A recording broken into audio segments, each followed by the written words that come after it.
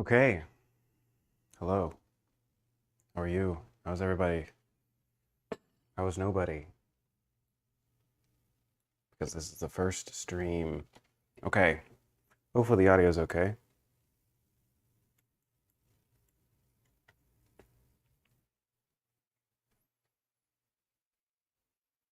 Welcome. Hi. I'm Fargo. I'm a painter, an oil painter. I've been working on a series for a while now, having to do with the Greek gods.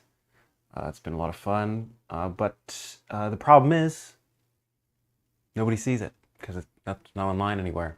So I figured this would be a nice solution. Stream it. Stream me painting. Uh, just a little context. I've been meaning to do this for a long time. But, perfect is the enemy of progress, as they say. And so I just decided to just start it up. I've been sitting around being like, oh, I need to start up this thing for way too long. And I haven't done anything. So here we go. We started up.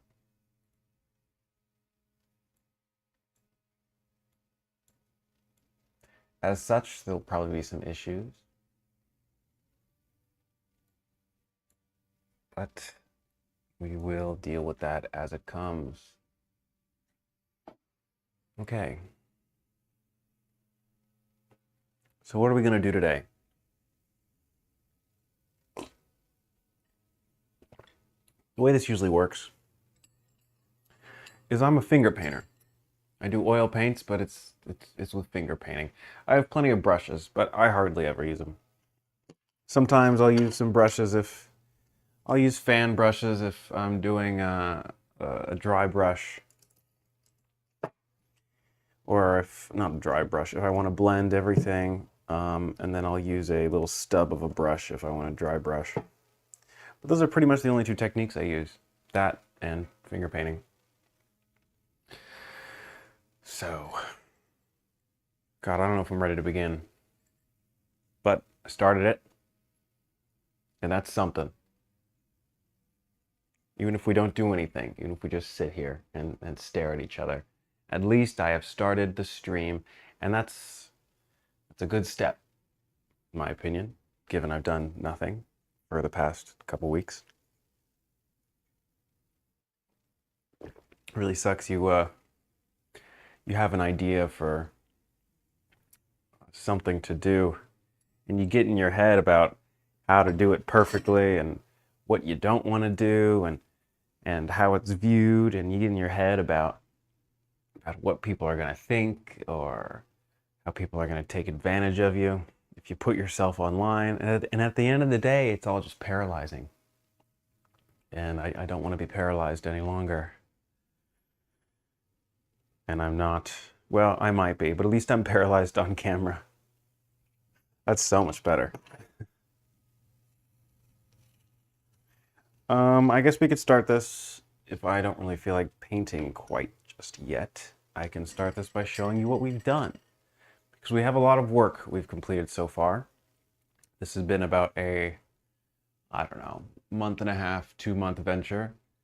I was working like a busy bee at first, and then things really slowed down, as they do.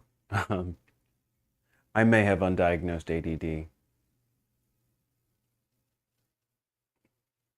And perhaps a few other things. Okay, let's start.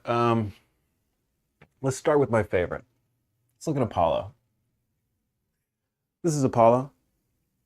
You know what, actually? No, I'm not going to start with this one. This one is one of my favorites.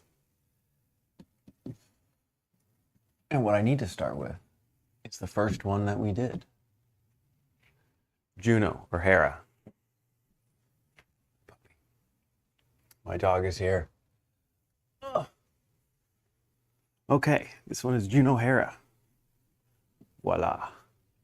Isn't she gorgeous? Isn't she beautiful? I really love it. I mean, what can you see in there, right? At first, it almost seems like nothing. It's like a foggy cloud. And this is kind of the synthesis of my art style, is at first it's just kind of random colors, right? And then you look really closely and you say, what do I see in the painting? Sort of like looking at the clouds. And the first thing that I saw, I don't know if you can see it, you see this little face right here? The little mouth and the lips and the chin. I was just obsessed with this. It's just, I don't know, I painted it. At first it started off with a background for a portrait. I started off with portraiture. I did okay with portraiture. Normal portraiture. My background is a digital. And then I tried oil painting one day. And I figured, or I realized, it's basically the same thing. Here's the first portrait I ever did. Not perfect, not great. You know, the problem with, sorry, I'm worried about the audio quality. Turn this down a little bit. The problem with oil versus digital is you can't change anything, obviously. And that was an issue because, you know, this obviously, it's close enough, but my face isn't so, my jaw isn't so like, well, you know, my head, my eyes are a little messed up, but it works, you know. Basically, it showed me that I could do this. It's possible. With my digital background, I'm able to blend in a way that actually works. I don't know. I started off with digital, and the way that I would do digital works was I would just kind of blend it. I'd put down a color. I'd use the blending tool, and I'd kind of just go like, wasn't good enough, add some more color, erase it, you know. And that's kind of how oil painting works. That was a happy accident, happy coincidence. Anyway, so started off with that. And so I wanted to do a bigger portrait. This is my bigger attempt at a portrait. But I just wasn't feeling it. I tried to get these background colors. I tried to like block it out. I don't know if you can see, there's kind of a torso here and the head. That started off as a portrait. And I just wasn't happy with it. And so I started painting the background, some blue. And at some point I was just kind of frustrated. And I just kind of went like, you know, just messed up the whole painting. And I took a step back and I don't know, I was in love with it. I was in love with this painting. There was something about it that was just so, I don't think I ever could have made this intentionally. And I know it's almost nothing, but that's the majesty of it. And that's why it deserves Juno or Hera. What's her Greek name? But Zeus's wife. I think it's Hera. Regardless. Because there's something very dignified about this. Maybe not in its actual design and color and format, but to me there's a dignity in just being like, I'm done. This is good enough as it is. And that really opened the door for me. Because if this is good enough as a painting, then I can make what I want. I can just throw things on the canvas, and when it feels done, it's done. Where before this painting, I wasn't letting myself finish works until they were perfect. And while I made some really great work, it was exhausting. And this ended up being the better way to do art. So this is the first painting in the series. Hera started off. You know, I go between the Roman and the Greek names. It doesn't matter to me. The Greeks have better stories. The Romans just made it official. Okay, and then what did I do next? I believe I did this one next, Mars. This one is also kind of similar. You can probably see how this one is this direct successor of Juno. It has a sort of similar vibe. It's very soft. It's very cloud-like, you know. But this one is a little more intentional. Because with Hera Juno, the faces sort of just arrived with observation. This was more of an active putting people in there.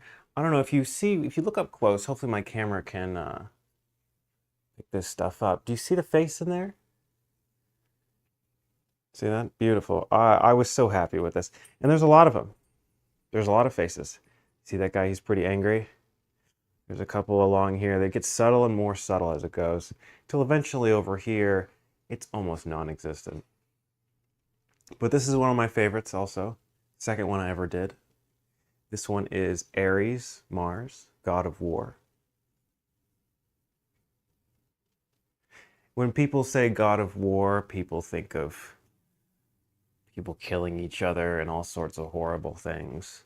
As I've gone through the Greek series, what I find is that Ares, Mars, is less the conflict and more the opposition, if that makes sense.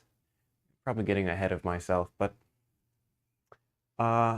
yeah, keep that in mind. This isn't about bloody warfare. This is about, I think we did Apollo after that. Yes, I think it was Apollo. Finally, my favorite. Apollo was next. This was a revelation for me. Apollo, which is fortunate, because Apollo is sort of the god of clarity, right? The god of, I don't want to say revelation again, but fuck it. Divine revelation. Something just clicks, being like, that's what that is. And that's sort of what happened with this painting. Because what I realized with this painting, Apollo, one of my favorites, is that, how do I put this into words?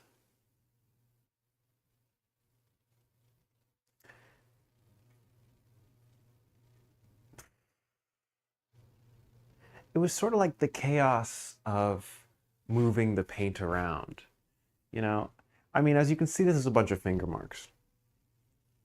Essentially, you know, you put down the flat paint, you put down different colors, and I kind of went around like this and went crazy, as I did for Mars and for Hera.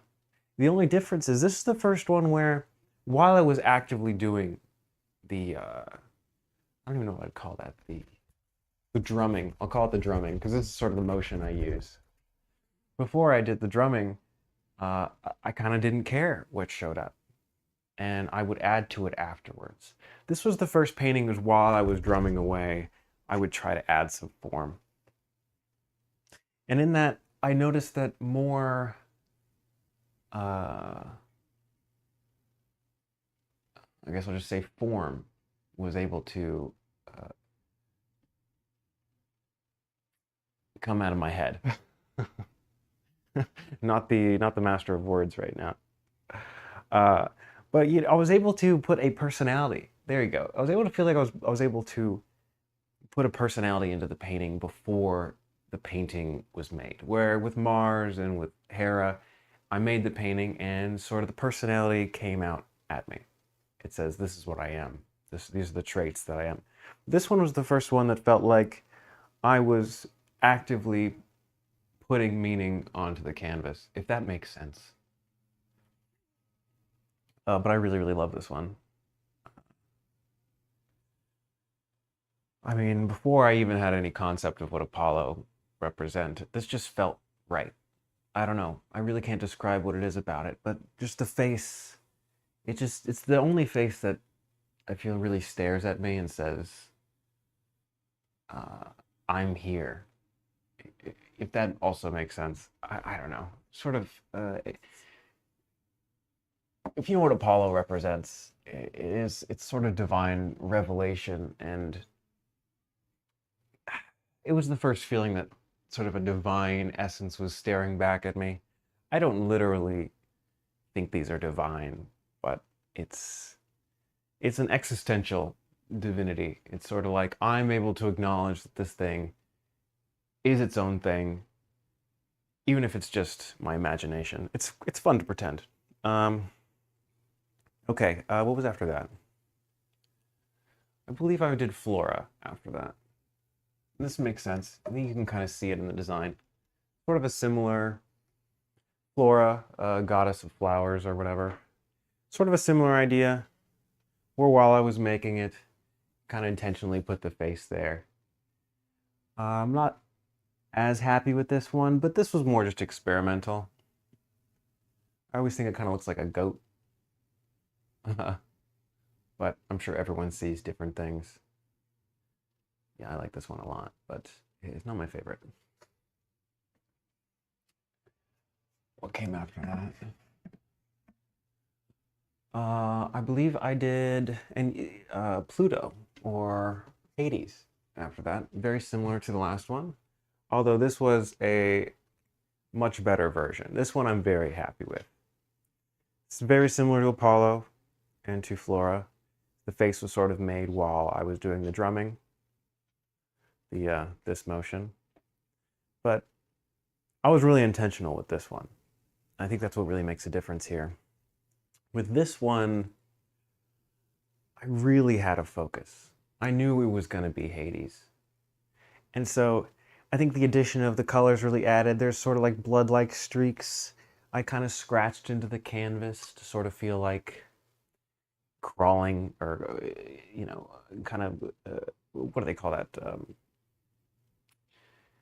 Not crawling, clawing your way, out of hell. Not hell, but like, no one goes to the underworld willing. I wouldn't imagine. So that's sort of the idea. And I do love this one. From a distance, I think it's one of the more clear faces. And when you get up close, you can see some sort of objects very reminiscent of death. Clear skull in there. I sort of try to do a water drop effect. This is one of my favorites. I wish I made this bigger, but it's one of those things where the smaller the canvas, the more intimate and focused on the face, or on a single quality, I believe it is. Where the bigger canvases are kind of expressions of movement more than just a strong conceptual idea. As much as Hades is the Lord of the Underworld, it's a very big deal. I think the idea is sort of simple in that it's a very sacred, it's a safe space for all the things forgotten. And then from there, where did we go? I believe we did Aphrodite. Aphrodite is one of my favorites, unsurprisingly. This was the first time that I sort of felt that coming from a sort of existentialist, not Jungian, not Freudian. Who's the pupil of the other one? But sort of like a self-expression, trusting the archetypes deep within us. This is the first time with Aphrodite that I'm like, there's something here beyond myself, And I don't mean anything truly divine. I just mean archetypes are real, And this one is my favorite by far. So there's two ways I can show this one. I'm going to start with this way, and then we'll move to this way, because in my opinion, they work both ways. And it just works. Okay, you ready? Oh, this is my favorite one. I think it's just gorgeous. Oh, I'm very happy with this. This is Aphrodite.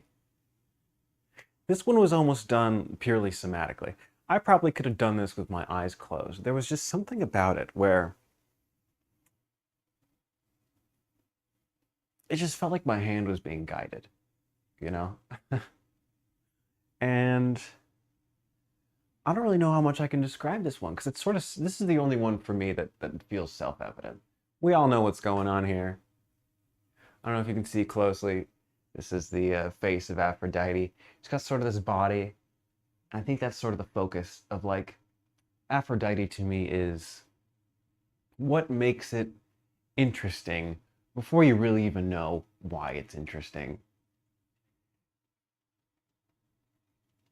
And I think this is the purest example for me, anyways. It's taking advantage of the fact that we're sexual beings. Well, no, is it? I don't even know. It's just, the body is very, you don't really need words. You don't really need to know what's going on. You just interested. So this is one of my favorite. I'm trying to describe it, but like I said, it's one of the only ones that feels like I don't really need to describe this one. And then, of course, you can lay it down the other way. And I think this works a different way. You know, this is a very asymmetrical painting in that I don't know if it really works this way so much. It really doesn't work this way so much to me. It might for some people. I don't know. It really only works this way or this way. And it's very heavily weighted toward this side. But it works, you know? If we know the story of Aphrodite, uh, Kronos cuts up Uranus, castrates him, and from his body parts fall to the sea, and from the sea foam, Aphrodite is born. And there's sort of a sense of that, right? In this side, more of a foamy sense, more of an abstract, going into the more literal, or vice versa, however you want to take it. Still, it's one of my favorites. Definitely one of my favorites. Put that away. Then I believe next I tried to do something similar, but on more of a male side, you know, tit for tat, literally. And this one is Dionysus, which I would kind of say is the male equivalent. Some people would say Mars is the male equivalent of or Aphrodite, but I'd say they're more consorts. Okay, Dionysus this is one of my favorites. Sort of a similar design. I tried to do the body angle because I was so satisfied with the Aphrodite painting that it just felt like this was the natural progression. I really wanted to try out this kind of style more. I haven't varnished this one yet, so you can see it's quite shiny. But it kind of adds, I don't know. Obviously to this one, sort of like a expression of power and freedom and success. I think that's the idea behind Dionysus anyways. It's sort of, loosening boundaries, playing within safe boundaries. You know, it's the playing within a fenced area and sticking your head out to see what's beyond the fence, but not really going very far past it.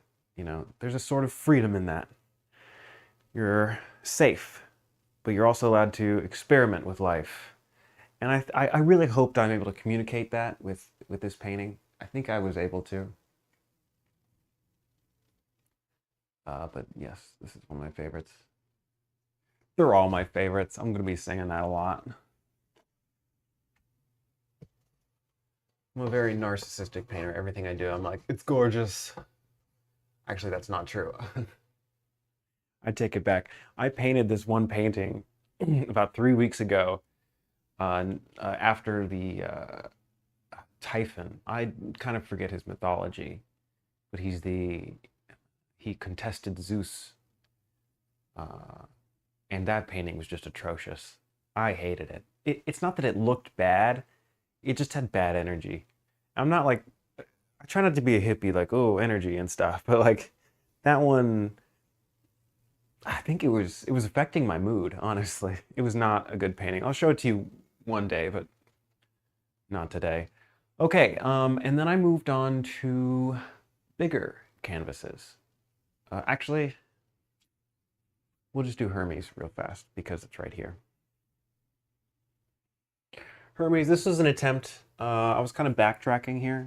I went looking at Juno Hera, and I thought, well, I should try that again. Kind of do a smoky sort of thing. And similarly, I didn't really know what I was painting.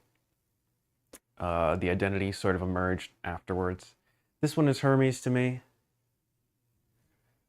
I believe I dry brushed this one a little bit. And I tried to make it, I don't know if you can kind of see. To me, I tried to make it look like a wing. But there's a lot of stuff in here. Tried to also kind of make it look like someone sprinting. What I noticed right away, and this wasn't me intentionally, was do you see the face in there? See the mouth? I had nothing to do with that. Maybe a little bit. I might have accentuated it. That's the beauty of these paintings, why I love them so much. It's as if you're summoning something. And that to me is just special. But this is also one of my favorites. I had this. Was there a scratch on it? No. No, that was there before. Yeah, I varnished this one a long time ago. I had this one on display for the longest. One of my favorites. It reminded me of, I don't know if you'll get this. Back in like the early 2000s, there was these sunglasses with like lizard eyes, like translucent lizard eyes. They were like orange and purple, and it just reminded me of this so much. It's a good, happy memory. So I just love this color scheme. Definitely one of my favorite. Like I said, I'm going to be saying that a lot. Okay, and then we moved on to the big ones. The big boys. The first big boy we did, this one hung me up for a long time. Festus. Okay. Hephaestus, I really couldn't get this one. It started off, it still looks like a vagina, I'm gonna be honest. It started off so abstract, and I showed it to my sister, and she's like, that looks like a vagina. And I'm like, damn it, it does look like a vagina. But you know what? It works. I ended up editing it a lot. I ended up trying to put a lot of color onto it. And it's become one of my favorite paintings. Because Festus is something complicated. Okay, you ready? A lot of dry brushing on this one. See, kind of hoo-ha, yeah. But still, one of my favorites, absolutely. If you didn't know, Hephaestus is a god of craft. The god of fire, but more like destructive, changing fire. And I think I tried to represent that. This is sort of the modern Hephaestus. I tried to do a lot of lava-esque evoking things. But at the end of the day, what I think Hephaestus really means in these modern times is, well, weapons. Even technological process, or even technological progress has sort of a weaponized aspect to it. So I tried to communicate that a little bit. I figured Hephaestus is the person that, I think, is it Atlas or whoever stole fire from the gods and gave it to humans. They stole it from Hephaestus. And I tried to give that feeling with this little extra flame down here, especially bright. I don't know if you can sort of see what I loved about it is like I said, it was sort of a random dry brushing, sort of a random colors. And from that, I sort of noticed this looked like a face a little bit. It doesn't look like teeth and a mouth closing in, at least for me. I don't know, there's a sort of violent quality to it. And then I also try to evoke the sort of more bearded old man Hephaestus. I don't know if you can see the upper face up here. I think it's beautiful. Also sort of a phoenix. It's whatever really you want to see. But this is by far one of the more literal paintings in the series. I tried to evoke sort of a nuclear bomb aspect here. Missiles in the sky, lava, all these things. Because Hephaestus is a complicated beast. Kind of a dick. Even in the stories, kind of a dick. But beautiful painting. One of my favorite. I need a counter. How many times have I said that? Okay, moving on. I think we only have a couple more, don't worry. Put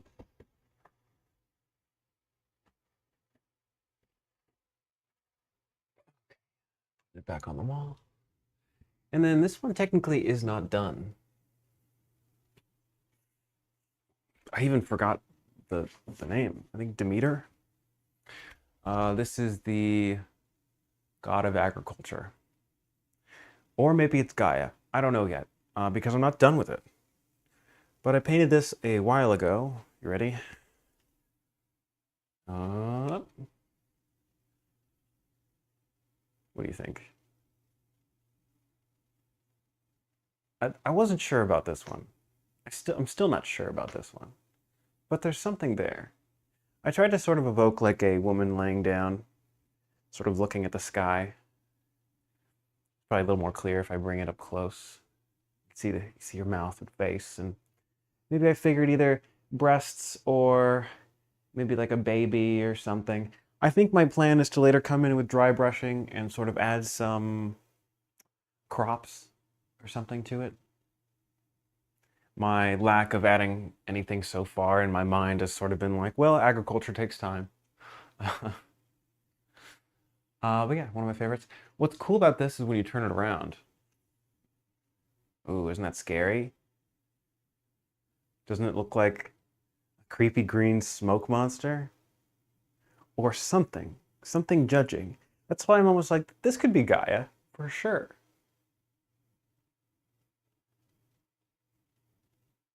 Yeah, I like this one.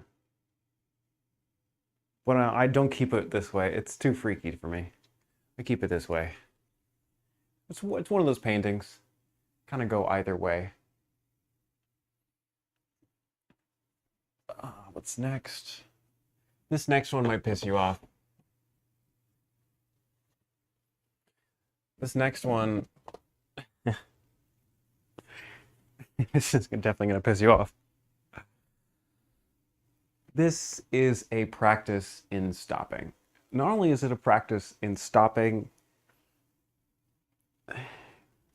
it's a practice in minimalism, and it's also a palette cleanser, a contextualizer. This is Hestia, god of the home, of the hearth. It's not what you expect. It's blank. I know. You're like, well, we're not done. I am done. I'm done with this one. Because I don't know if you can see very subtly. That might be not be the best angle. It's kind of hard to see on camera. But this one is actually done with, what is that stuff called? Gesso? White gesso. Now, I know the canvases are already prepared, but I kind of went with a very certain kind of angle here. My goal was to create light beams. And it doesn't really pick up on the camera, but in person it picks up really well. And of course, there's be a wall behind here, so you wouldn't see the beam. And if you go, oh, I thought I saw it there. Kind of see the light beams. If you go up close though, I did try to add some faces. You can barely see anything. It's much better in person, and that's kind of the point, is that if I ever had this displayed, people would be like, that's nothing. There's a blank canvas. And as they go around the gallery, hopefully they get a certain angle where all of a sudden they see the faces. Because there's 3 faces here. Very, very subtle. And it's not even done with paint. It's a little gross. It's actually my skin oil.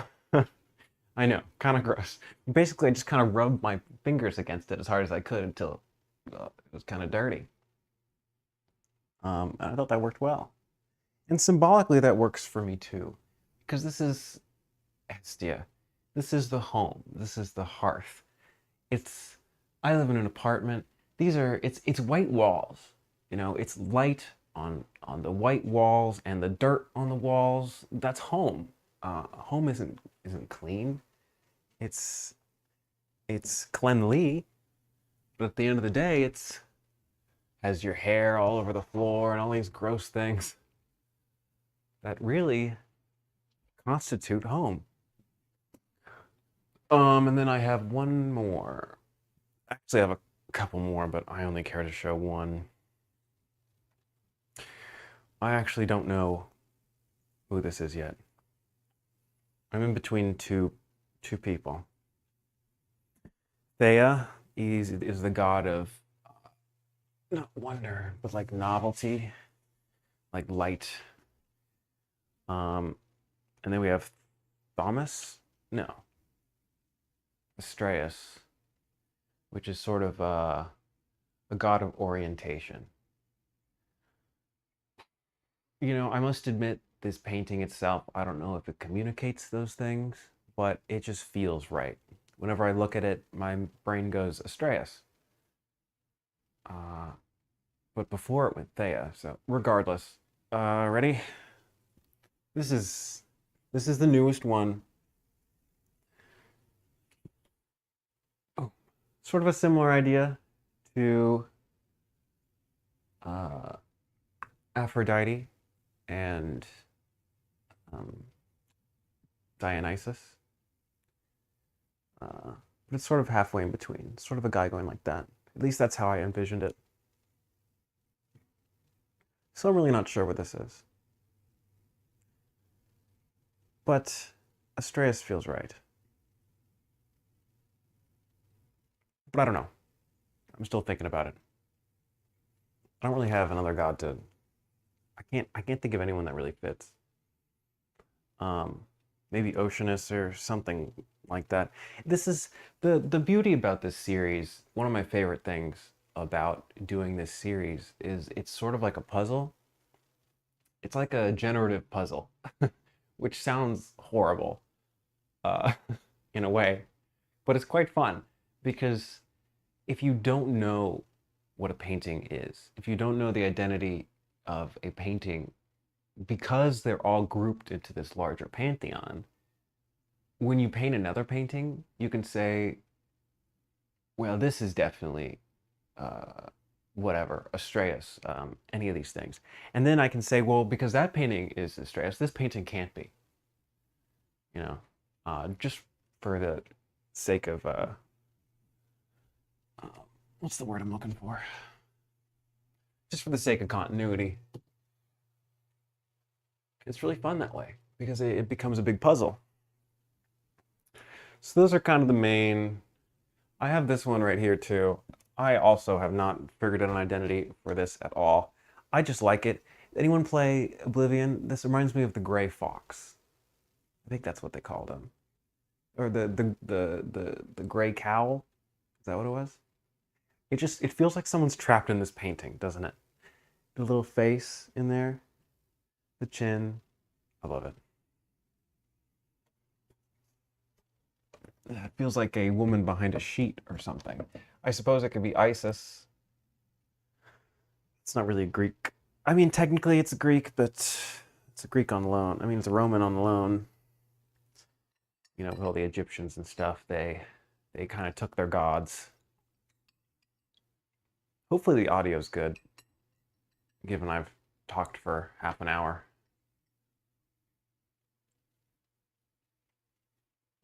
Okay, so we're gonna paint. I don't know if we'll finish anything, but we're gonna paint. So, what should we paint? We're like, what colors should we use? Here's our basket of paints. I'm guessing white. That's a big one.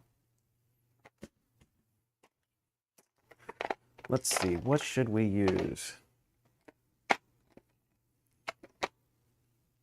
I think today I wanted to do two things. I actually wanted to prep a canvas. I wanted to do silver.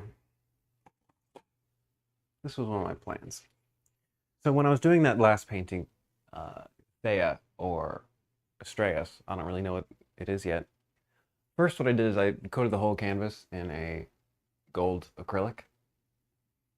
And you can oil paint on acrylic. You can't acrylic paint on oil. So that's step one. And I do.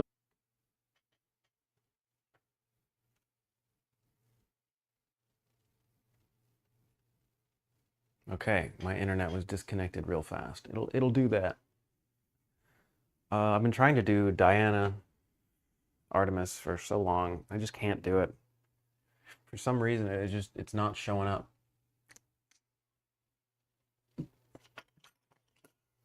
But so my thought is maybe if I do a silver base, I can manifest it a little bit better. We'll see. But I'm going to do that. We're going to prep this canvas silver, and then for our painting today, I'm going to use a different canvas. Okay, yeah, we're going to start with that. That'll be our warm-up. Just get our hands dirty. What do I want to put that on?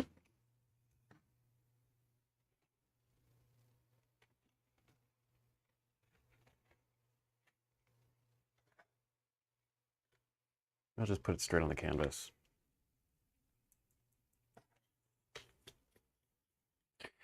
Okay. Let's see how this works.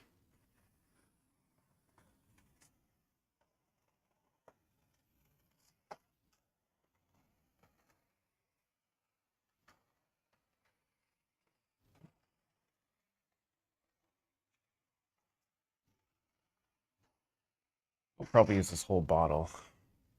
Who knows? I got these paints for miniature painting. I did that for a little while, but I really actually have no use for miniatures. You know, I was trying D&D and all that jazz for a little while, but I never really got into it. I like the idea of it more than the actual uh, playing. Okay, actually, we might get a lot of this canvas.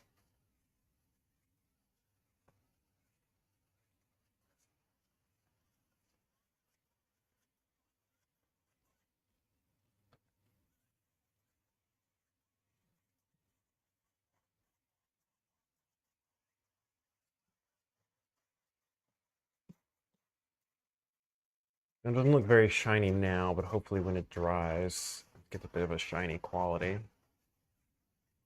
Oh, I don't have an easel. I just have two nails on the wall I hang my paintings on. It's a little inconvenient. When it's just me painting, it's not so bad, but when people are watching, I realize how embarrassing that is.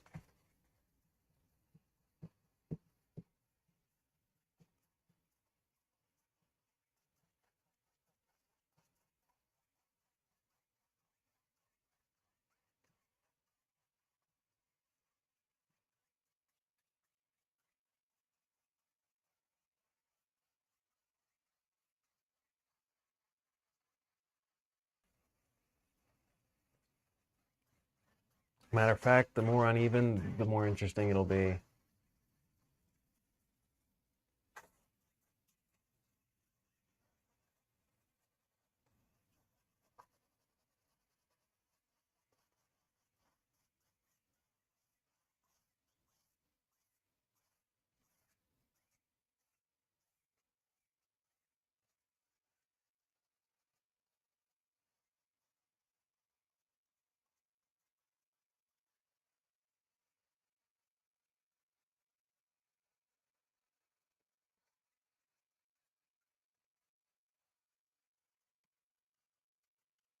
Okay, a little more paint.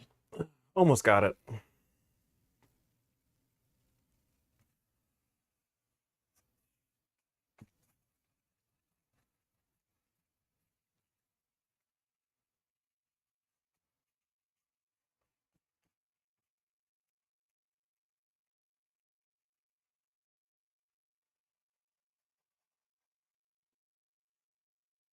Okay.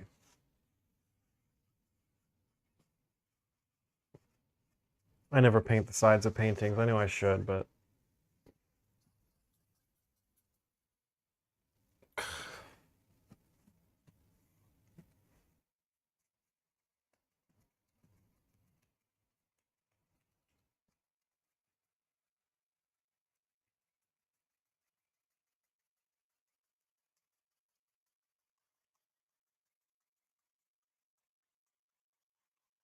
okay.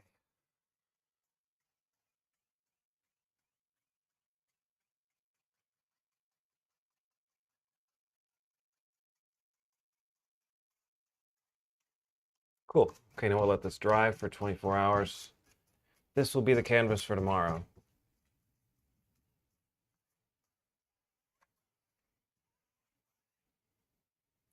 Oh yes, I think I should mention the plan from now on is to stream as often as possible. Hopefully every day. I don't paint for super long. It doesn't take me forever to make these things, so I should at least do this once per day. That's the plan. I also should have cleaned this canvas first before I started painting on it. There's lots of hair. Thanks, dog. I have a dog. Okay.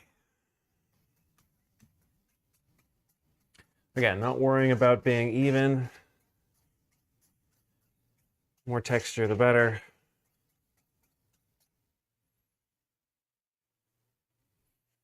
How's that look? We'll put on my gloves and screw around with it some. We'll find some old gloves. Reuse, recycle. I always try to use gloves twice.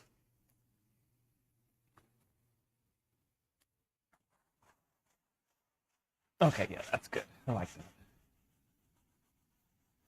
Now even out the texture. Need to be careful so I don't leave a mark where the little wooden bar is.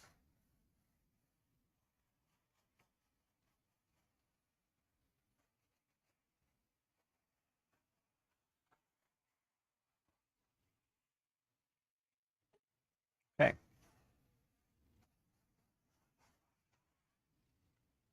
Ugh. Chrome. Future.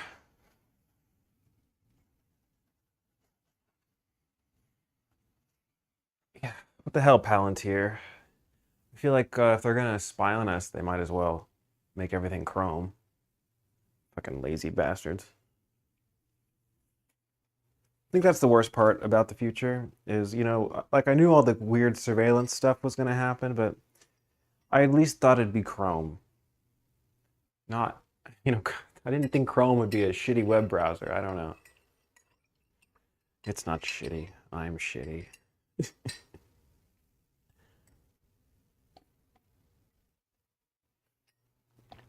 Okay, we'll put that aside. We're done with this one for today. Put this in the other room for drying.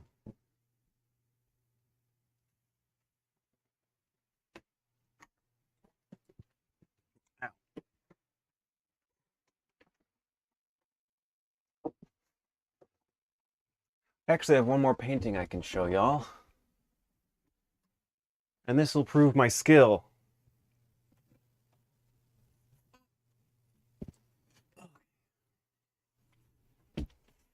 So, before I started doing abstract, I did this big ass painting. And technically I'm not done with it. But this proves that I'm good. I'm good at doing realistic. It's just not like very fun. Okay, here's my dog. Isn't she adorable? Life size, by the way. See, I'm pretty good. And there's some texture too. This isn't just a boring old painting. I mean, I made this is all thick. This is all sort of semi-abstract. So I can do some beautiful things. But this was, I just get in my head. I mean, you can see I'm not finished. Because I just get in my head about these things. And I plan to finish it one day, but I just need to get all this, like, abstract stuff out first. And then maybe I can focus on more realistic stuff. I want to get my technique down, and I want to do it fast. And this just isn't a way to do it. With realistic portraiture, I feel like you get things done. You learn a lot, but whoa.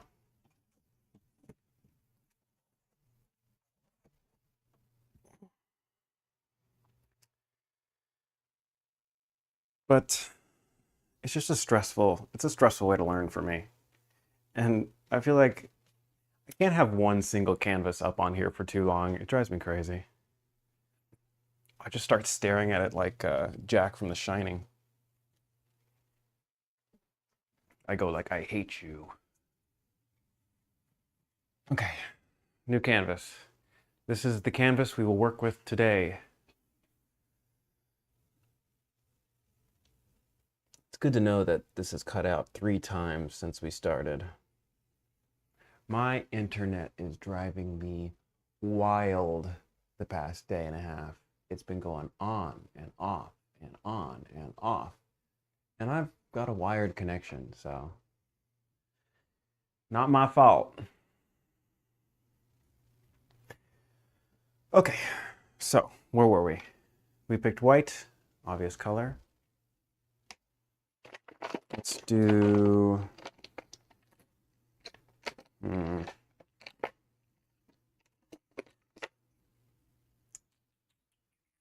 some turquoise. I love turquoise. Or viridian hue, I believe they call it.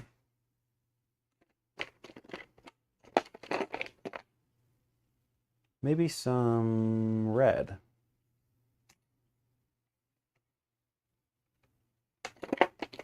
Let's keep this one simple. Let's just do 3 colors.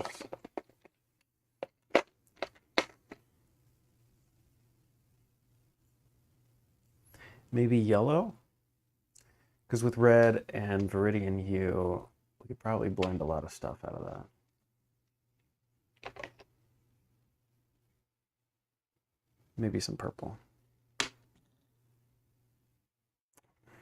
I don't know, what do you think? Obviously dirty, but I mean, do they go? I think it'll be okay. I think it'll be okay, but we'll see. You know? It's not me to determine, but the gods. Okay.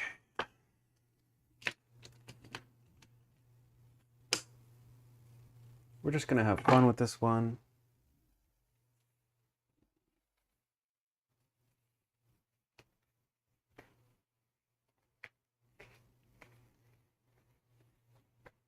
I don't even know if I'm gonna use a palette. I think I'll just do it directly on the canvas.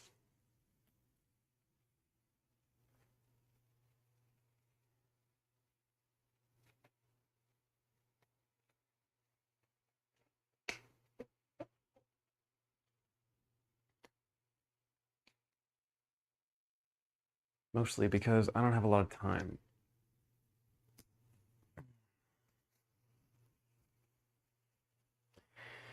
Well, I take that back. We're gonna blend some colors. White is important. Take a little sampling of each.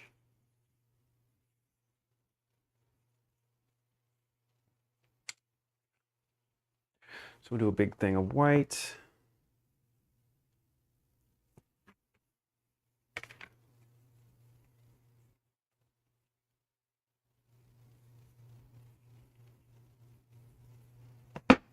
We'll do a little bit of each color.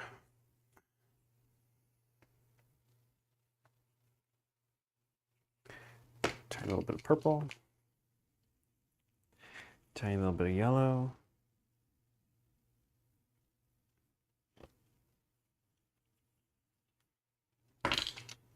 Tiny little bit of red. There's only a little bit of amount of red left, so this will probably be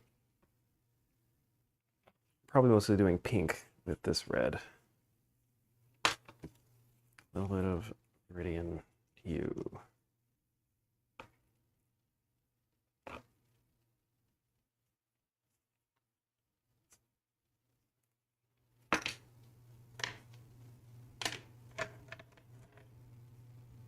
Okay, let's make some. Take our white, mix it with our purple.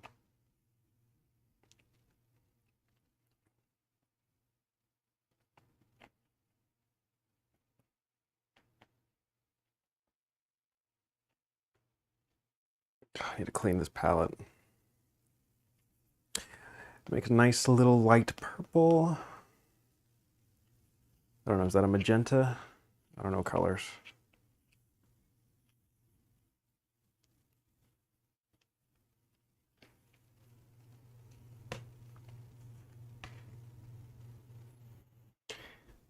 forgot paper towels.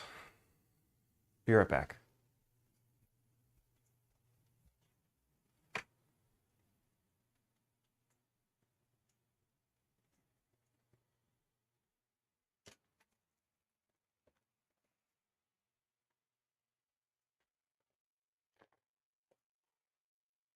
Can you still hear me? If so, good mic. Okay. Do the same for yellow.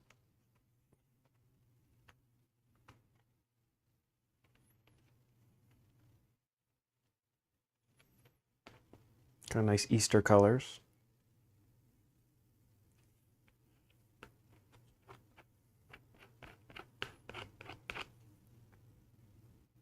Do the same for red.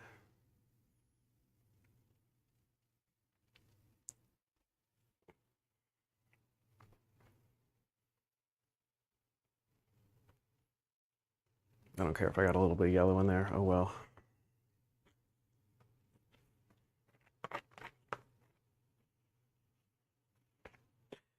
And then a little bit for whatever fucking color that is. Viridian hue.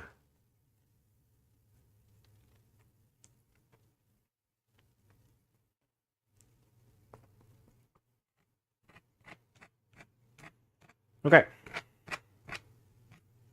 And a little white left over for fun. So what are we gonna do with this one? I am not sure yet. I think we're gonna try to do something similar to Dionysus and Aphrodite. I'm gonna try to do more bodily form. Find that interesting.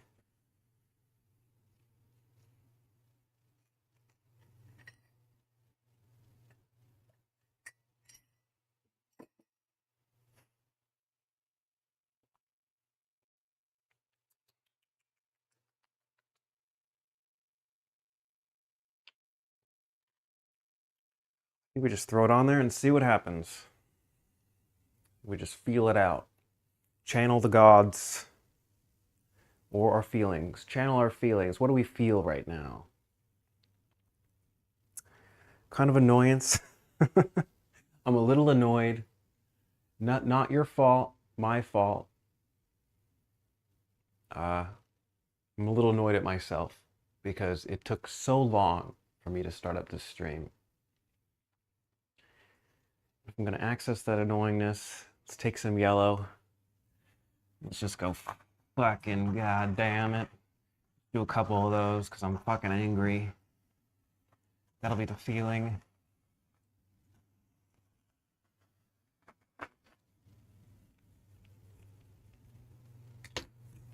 Take a little bit of Viridian hue. Put it up here.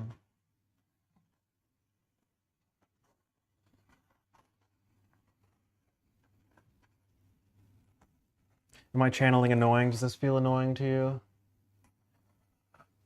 I know I'm annoying.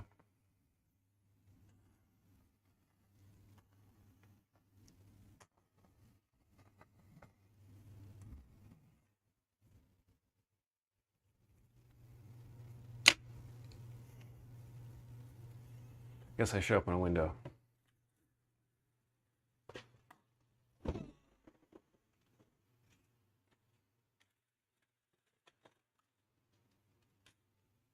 It's good to have some airflow when you're painting with oil.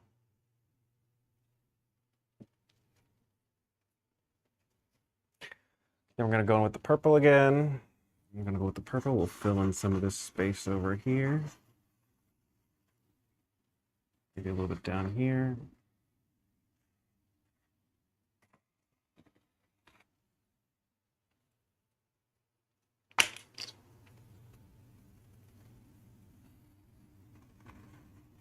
We didn't really do much bodily form yet, but we'll get there, don't worry.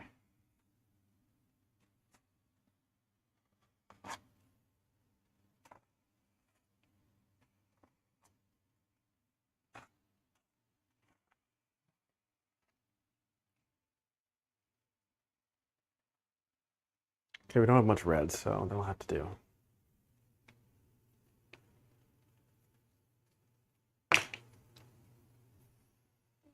Now, let's look at this for a second.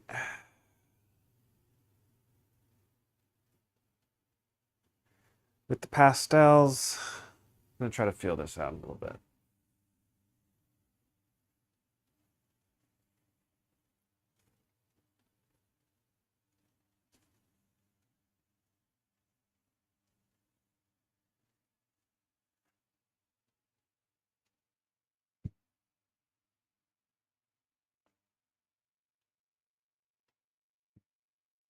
I have no idea where this one's gonna go. Might turn out awful. I think it'll be okay though.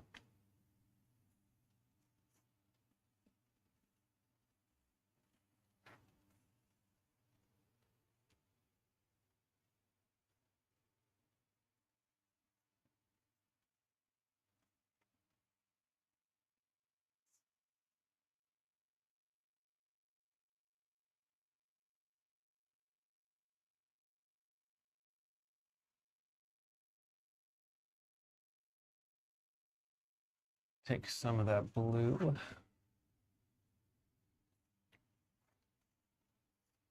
trying to think of like hips and torso.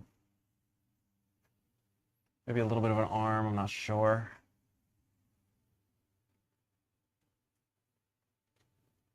Fill in some of that blank space.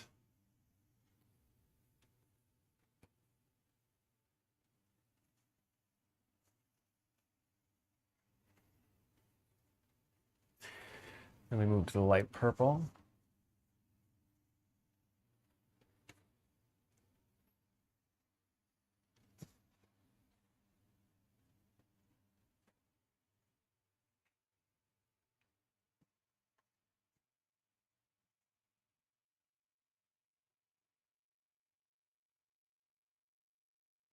I know it looks horrible now, but when we get to the drumming step, that's where things usually come together.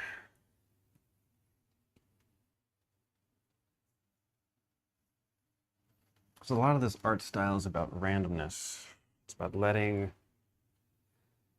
the art be what it's gonna be, you know? I don't, just because I made this doesn't mean I'm in control of it. I try to approach my art like a mother. A mother birthing its children, you know. I have, sure, it goes through me in a certain sense, but once it's out, I can control how it's interpreted, but I can't control who it becomes.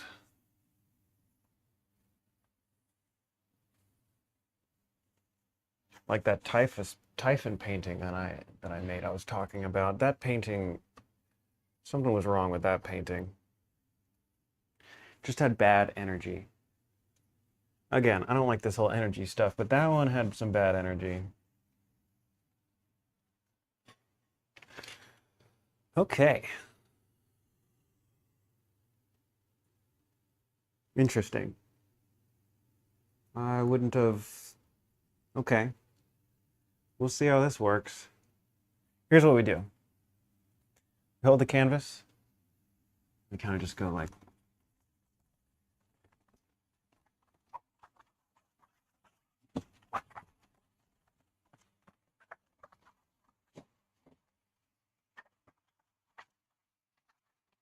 Gonna do what we're gonna do. Gonna feel it out.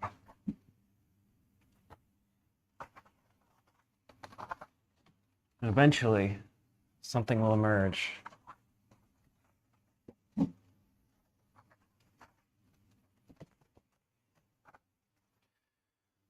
I hate doing this with gloves, but I know it's bad to not do it with gloves. I think it's very bad for your skin after a long time. But fuck it. You know what? It has to be done. I have to feel the canvas. You know, and the fingertips always break anyways, so what's the difference?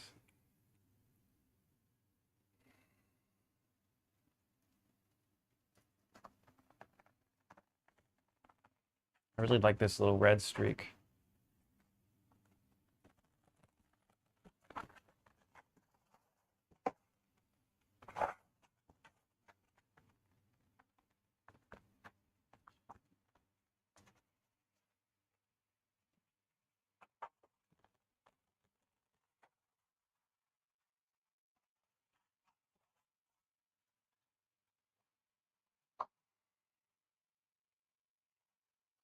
Okay, let's see here.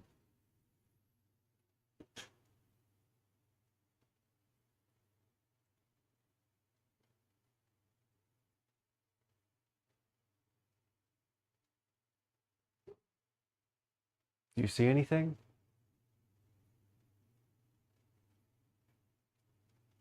I feel like I kind of see a face here. Doesn't look happy.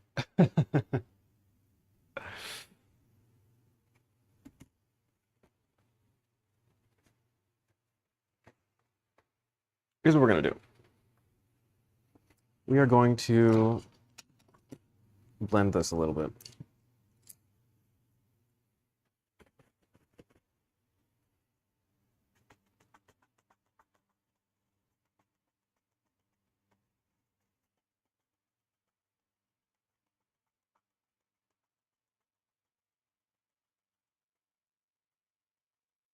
We kind of blend the shapes and pull them up a little bit.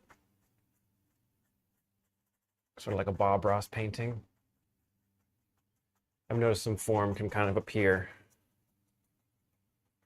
I feel like the soft shapes are easier for our brain to decide what it wants to see, you know?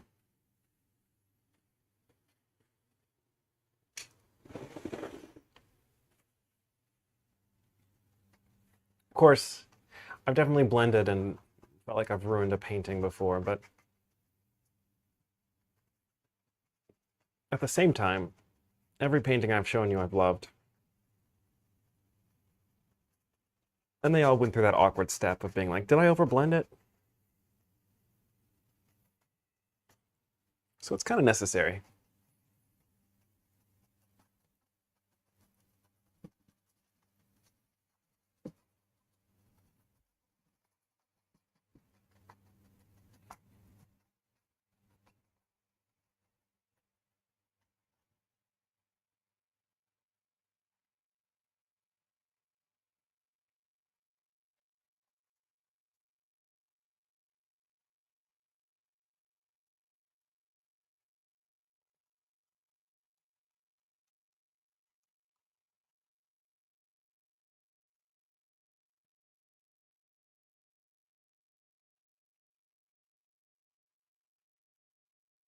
I'm already getting sort of, I'm getting a feeling from this.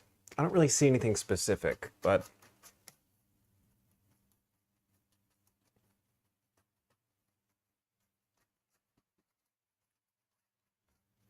are y'all familiar with the god Astaria?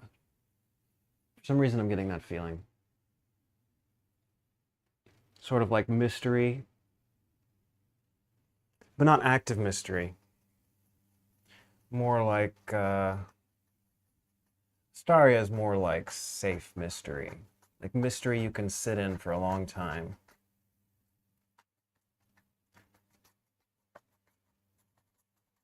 Like mystery as a refuge. If that makes sense. I feel like a lot of conspiracy-oriented people are very oriented to Astaria because conspiracy, as disconcerting as a lot of the theories are, what conspiracy really is a safe space to have no idea what's going on.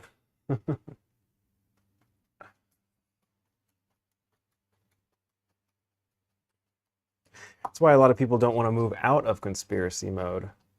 It's safe in conspiracy mode.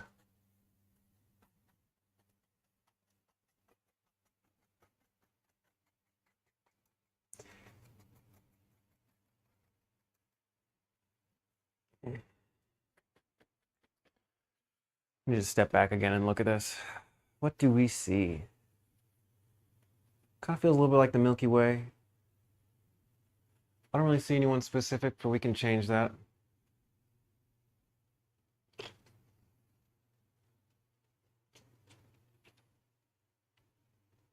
The other thing I like to do if I really don't see anything, sorry, I talked really fast there. The other thing I like to do if I don't see anything is we like to switch up the painting. Turn it around. We go, ooh, do we see anything now? Or sorry, we disconnected for a second there, but we are back. Okay, I like this way the most, I think. But what does it need?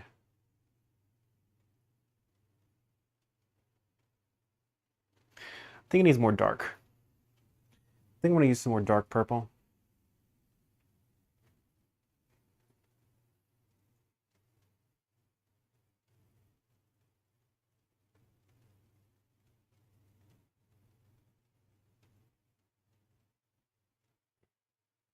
I think I want to sort of surround this, similar to Juno, in a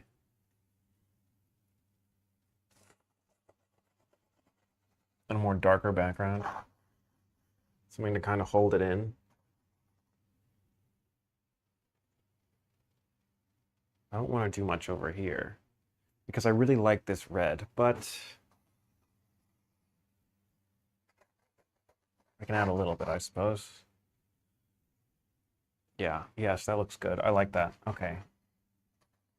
Yeah, I need some darker colors down here.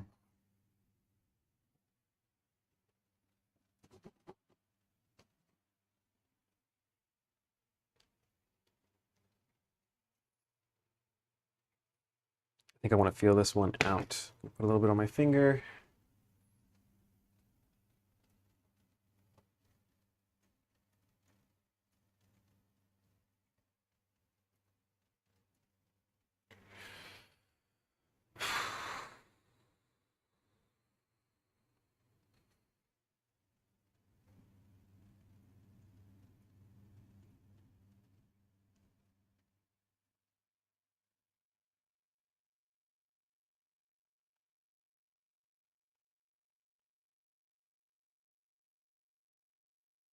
I try to treat this like, ooh, ooh, I think I see something now. I try to treat this like Michelangelo. I think that's how we did it with David, where it's like you find what's inside. It's waiting to be there. And for some reason, I'm thinking of the Fates now.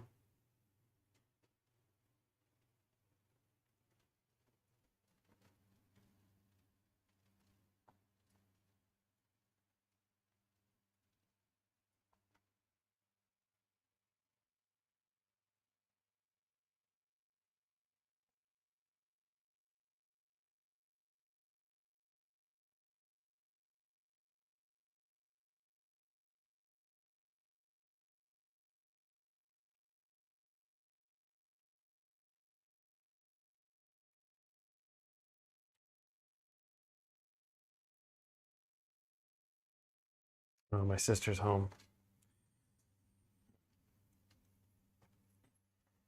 Bye.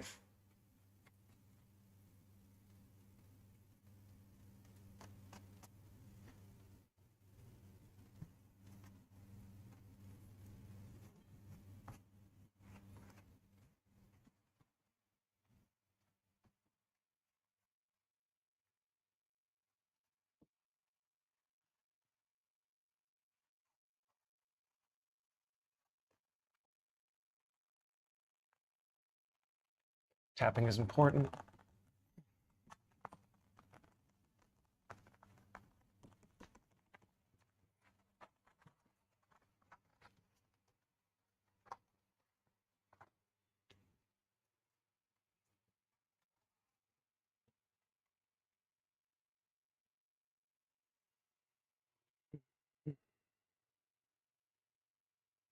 Don't worry, we'll blend it a little bit.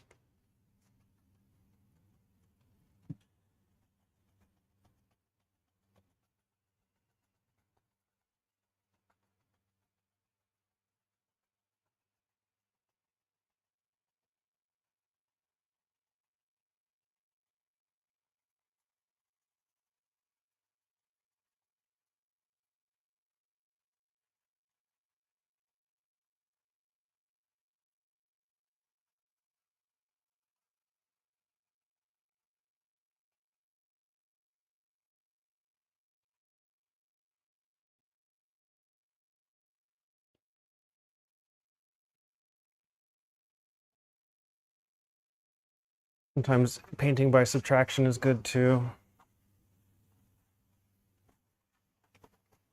Basically just add random noise.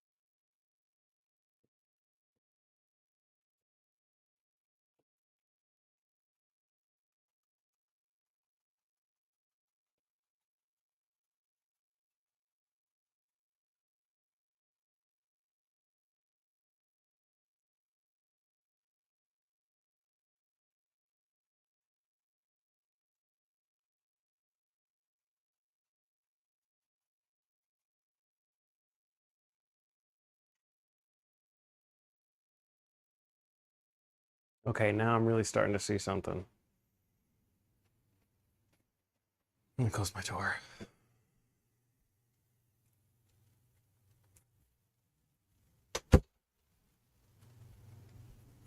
Oh yeah, I like it. I didn't think I'd like it, but I'm starting to really like it. There's always a moment of me being afraid there. I'm like, I screwed it up. But I need to have faith in these things.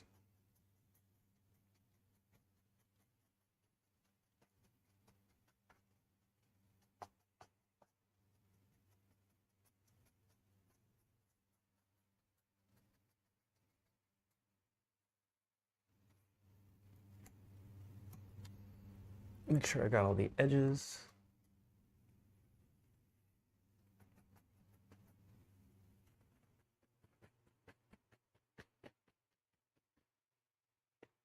Now we reevaluate. Turn it upside down again, see what we see. See anything? No.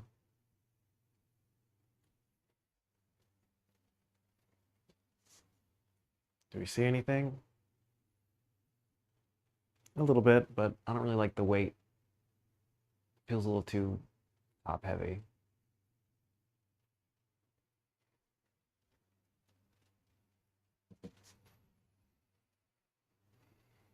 Again, not really.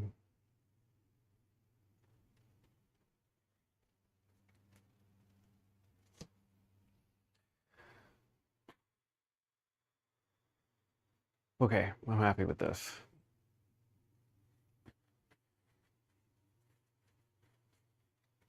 So what do we do next?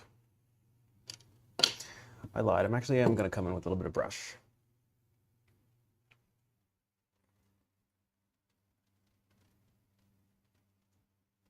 I'm gonna do a little bit of indication of lips here. Maybe like a nose.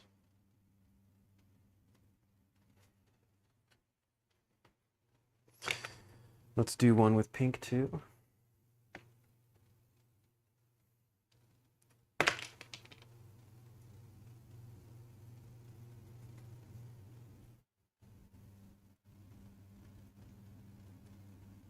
Ooh, it's a lighter color. When lighter, we focus on the bottom lip and the chin. I don't know if you can see it from all the way over there. And the nose and nostrils. That's pretty much all we have to do. If you do those indicators in the right positions, you don't really have to do much. And it indicates a face. Not much for now. If we blend that, I think it'll be a little bit clearer. Want a little bit more pink, maybe down here. Feels right.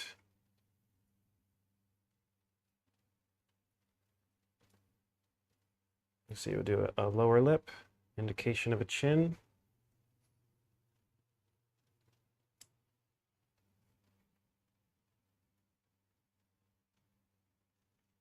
The lower lips kind of bleed out a little bit. A little bit of a nose.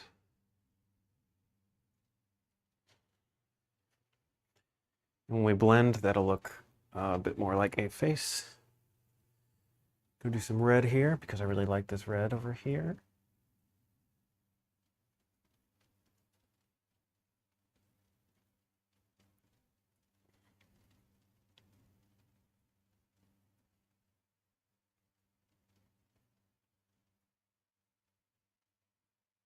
Mm.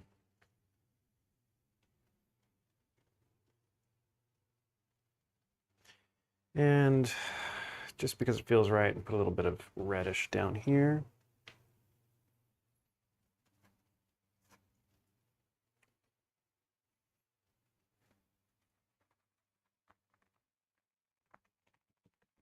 Like I said, tapping is always good because that kind of blends the colors around. Doesn't that look pretty? I think that looks gorgeous. See the way it kind of takes the blue over here and puts it in the purple. Takes the purple and puts it in the blue in the same action. So you just kind of alternate back and forth.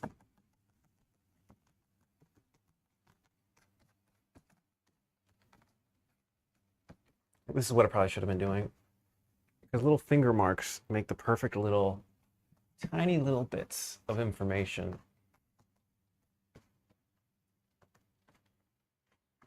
We need to be constantly evaluating what we're looking at. Add a little bit more over here.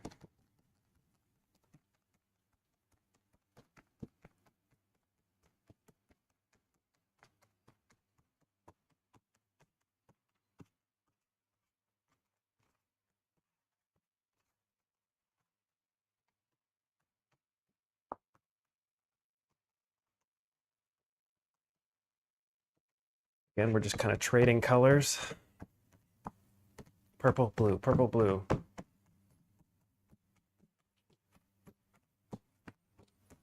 Kind of homogenizes the colors and textures.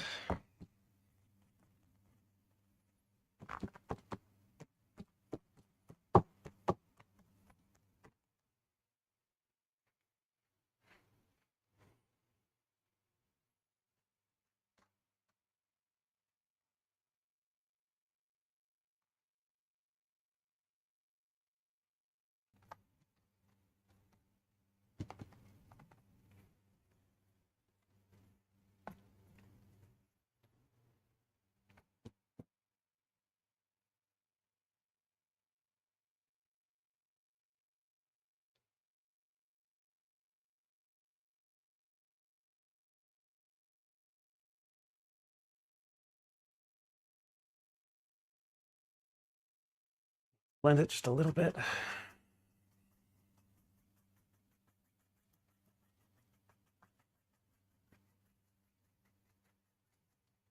Should help the forms emerge.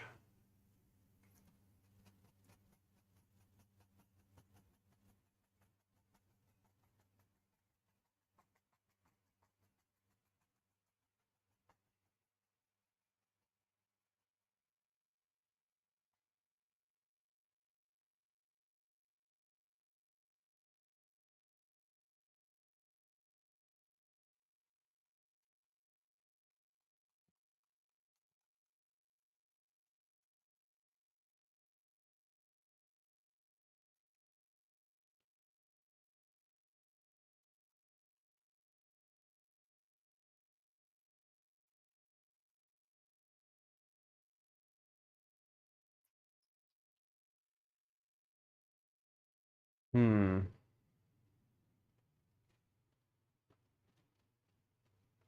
I don't know. I don't not like it. I just can't figure out what it is.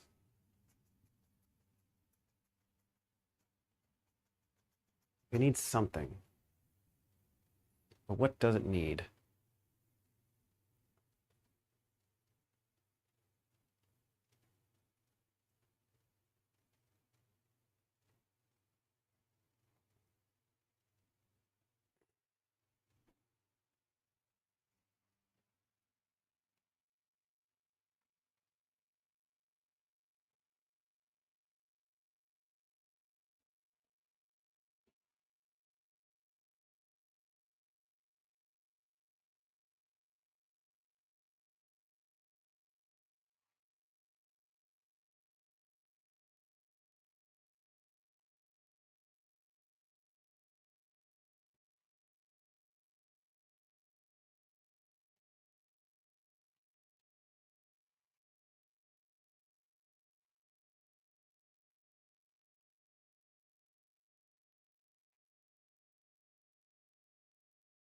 Hmm.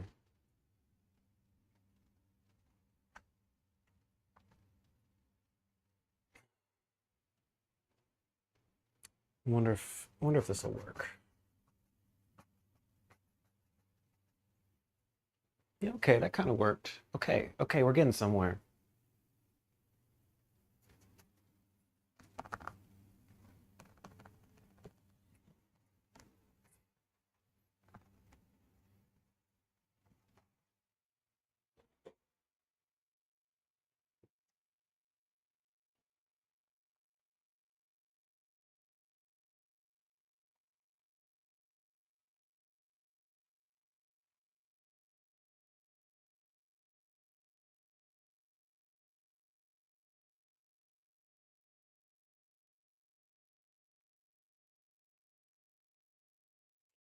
One of my favorite ways to do portraits back when I was doing digital was you'd choose random colors.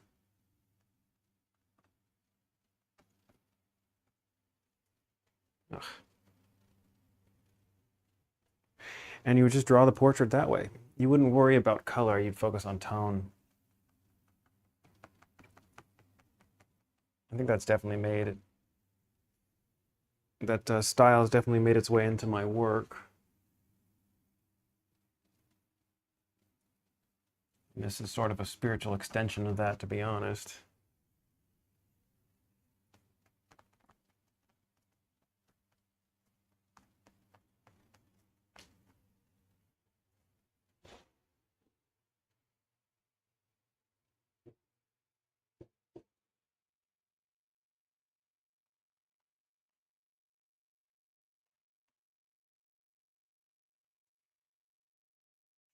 Maybe a little bit of yellow.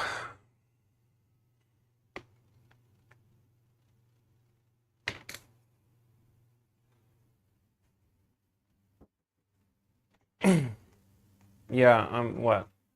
Yes, a little bit.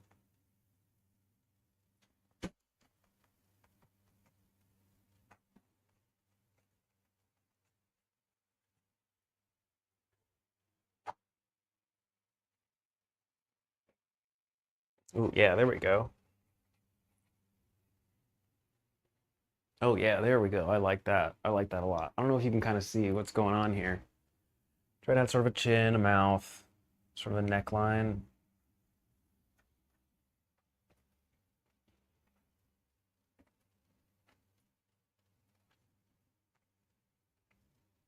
Oh yeah, get some of that lighter turquoise there for some highlights. Ooh, that was dark. You never know what you're gonna get.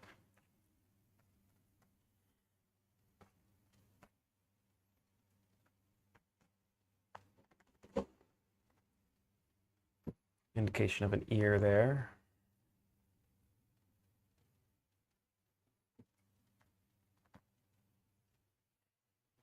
Yeah, I'm really liking this. This is coming together good.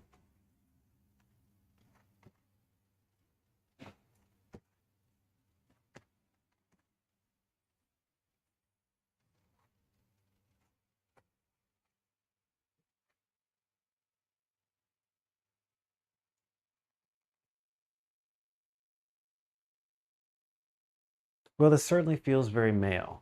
I thought it felt more female at first, but this one feels very male to me.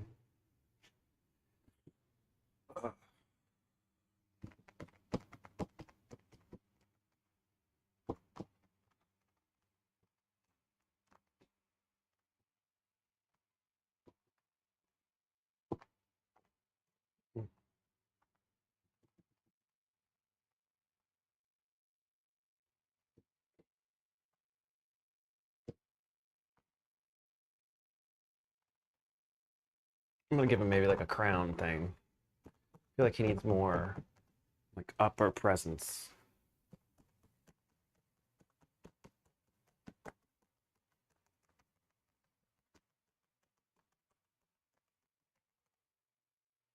Ooh, yeah, that's pretty. Oof. I'm very happy with this one.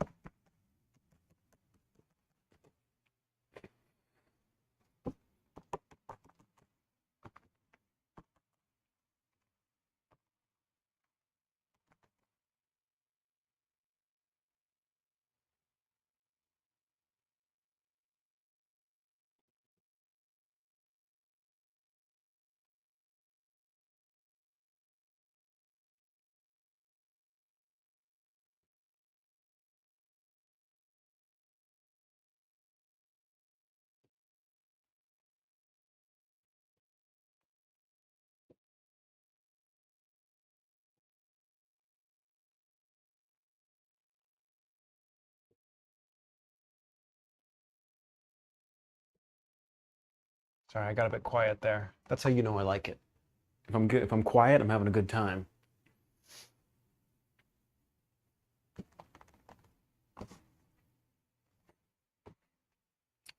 Yeah, I kind of want some more of this color.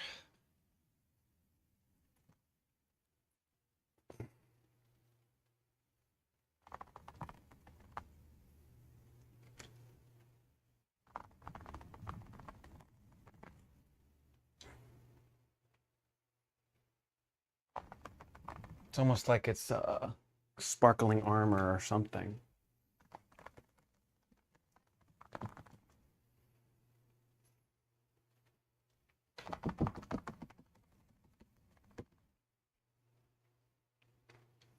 I can't keep doing this to my hands. This is oil paint, so like this isn't gonna be good. But I haven't had issues yet. I've been doing this for 2 months. You just wash off your hands afterwards. Pretty good. Generally, I haven't had much of an issue.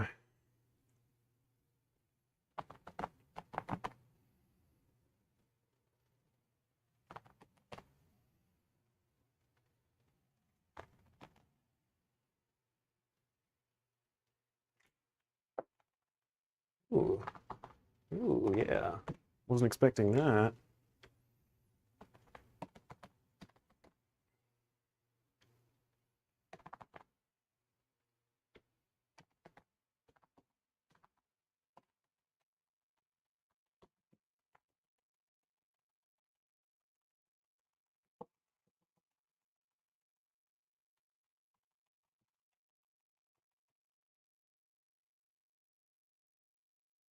Oh yeah, that is gorgeous.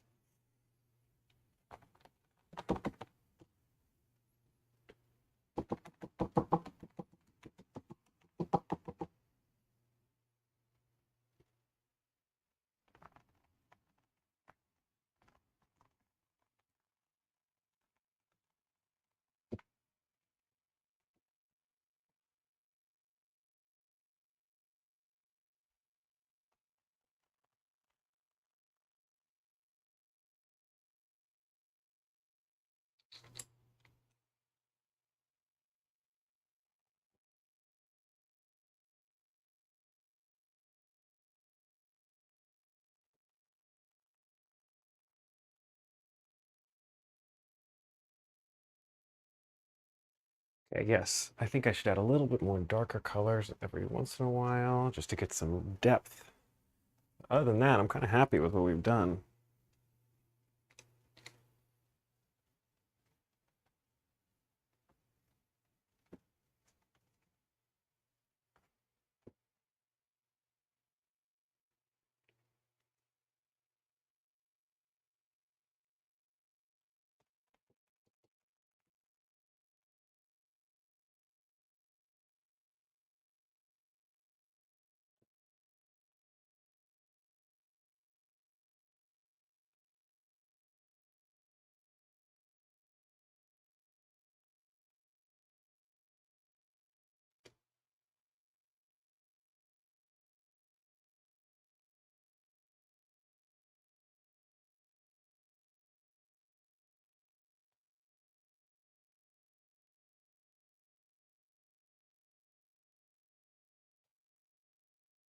Okay,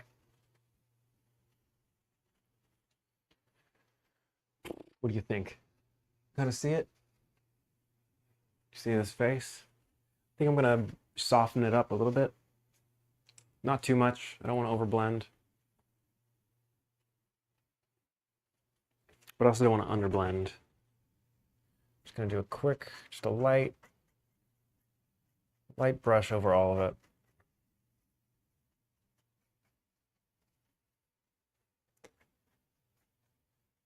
Little enough to kind of retain the finger marks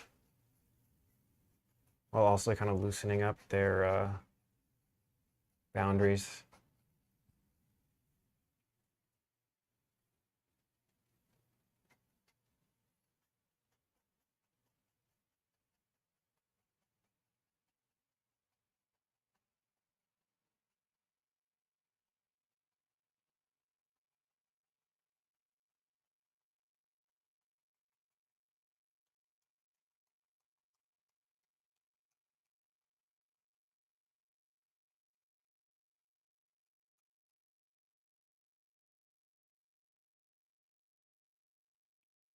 little more right here.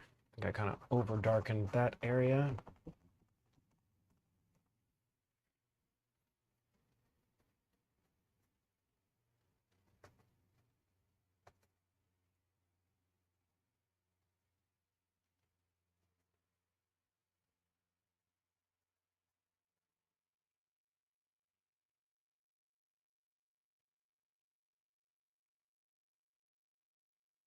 Yeah, I like that.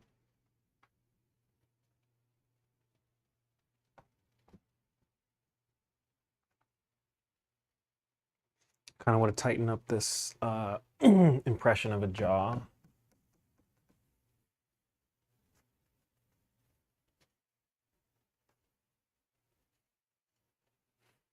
And then once I kind of have a main face in there, my favorite thing to do is kind of put some tiny little other faces in there.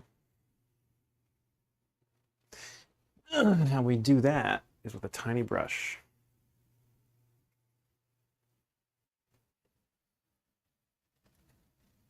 Kind of look for any areas that might kind of resemble a face. And again, we can add that upper lip, bottom lip thing. And it does a pretty good job at indicating faces. I'm going to soften it up a little bit.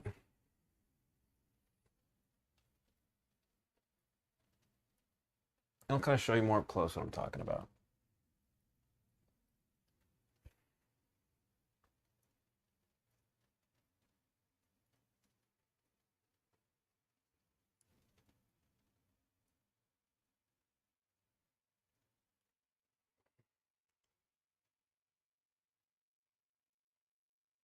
Okay.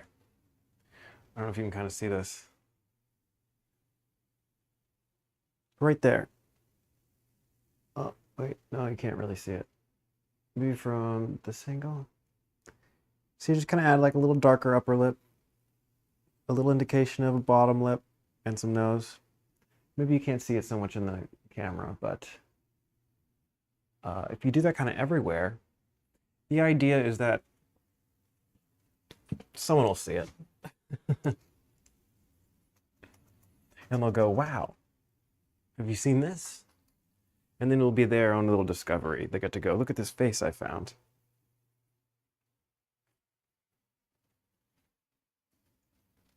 And we just kind of do that everywhere.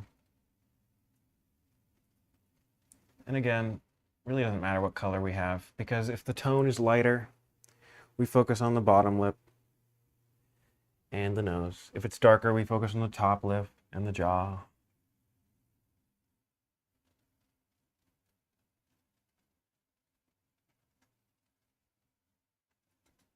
You really don't need much. Just the impression of something.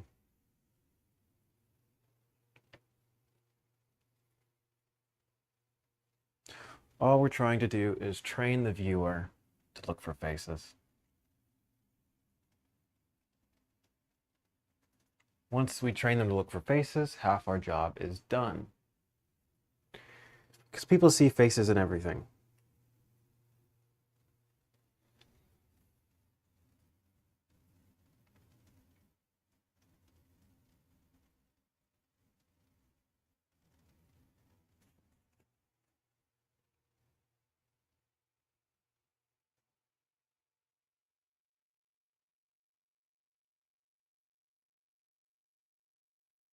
Maybe you can see this example, this white. Maybe this is a bit more clear. Might be kind of far away still. Bottom lip, nose, nostril, nostril, chin. And if we really want to go extra, we do brow, right? That's a face. Pretty simple. We kind of wipe it away.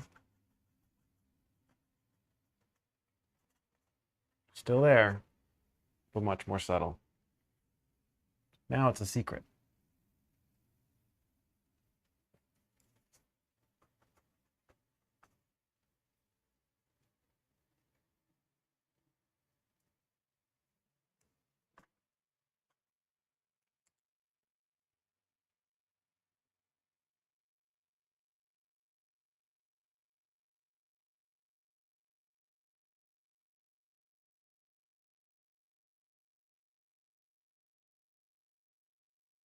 I don't want to do too much in this area.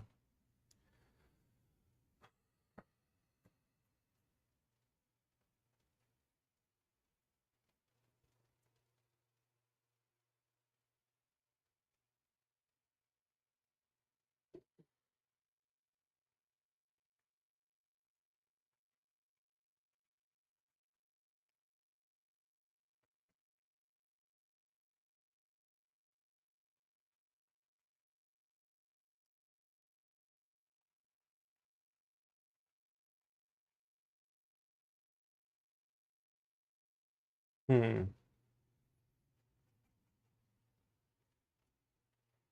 Yeah, that was a bad idea. I shouldn't have done that.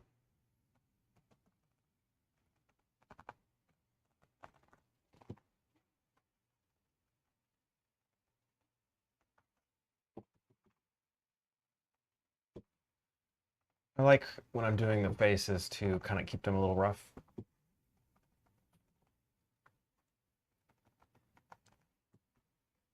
I do like to blend towards the face, but the impression of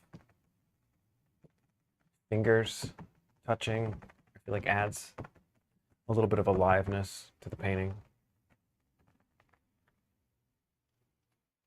especially in vital areas. I think neck, jaw, mouth, nose.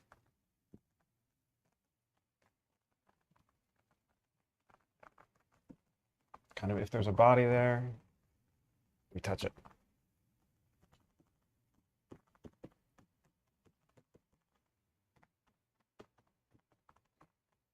Maybe an impression of a collarbone here.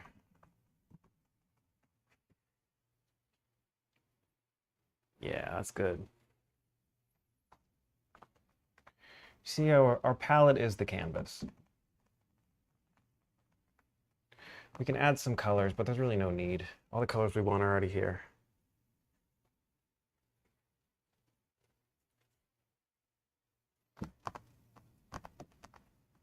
Again, if you want to paint like this, I advise wearing gloves. Paint at your own risk.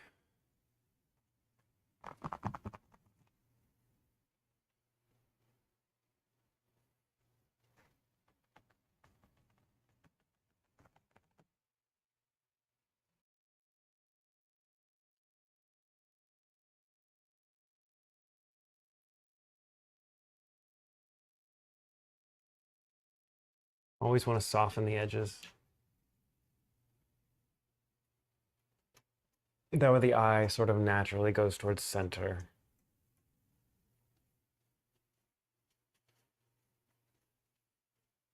I'm going to sit and look at this one for a little while. What does it need? What is it saying?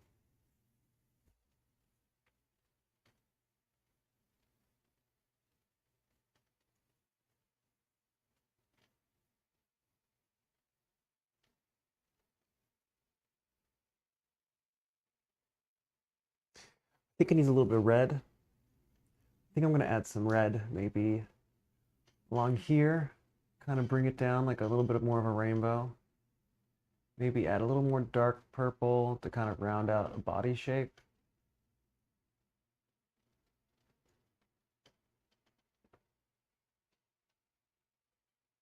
Thinking about putting some yellow over here, but I'm not sure.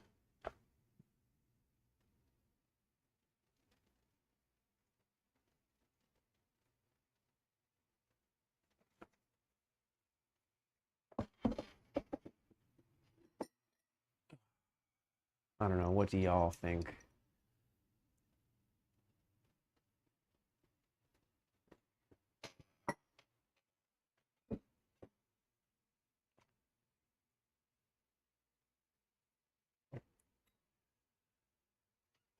Okay.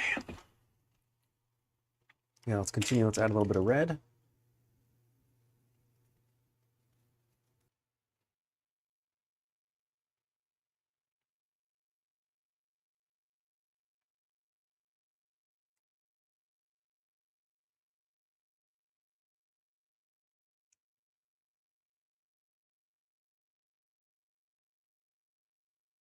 How does that work? Maybe a little more.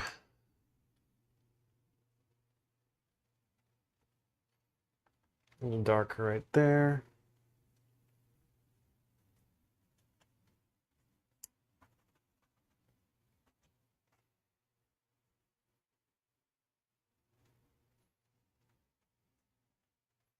Maybe I can kind of make that look like a bow and arrow.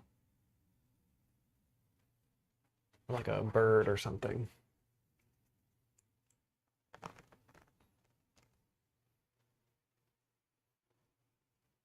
Okay. Can probably use the rest of this red as a darkener. Oh, that's too much.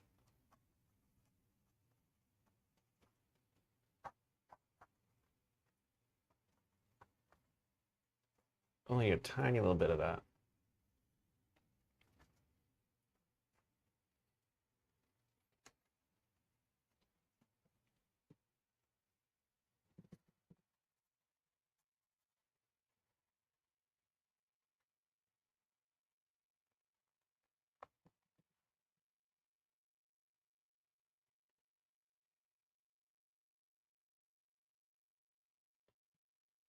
Excuse me. That kind of works. If I put it in the corners here, it's not too distracting.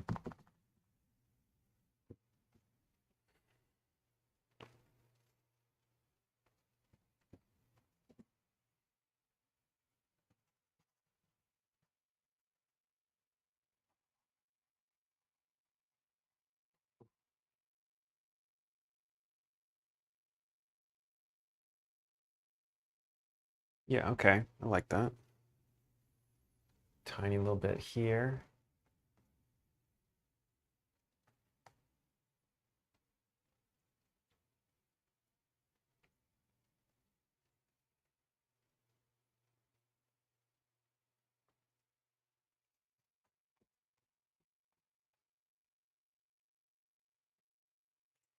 Then let's go back to the purple.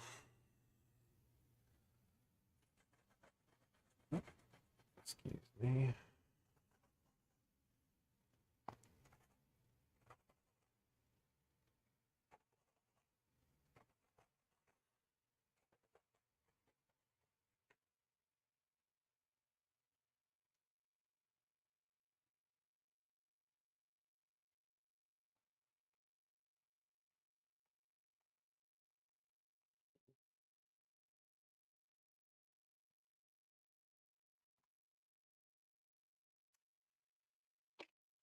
Blend that a little bit.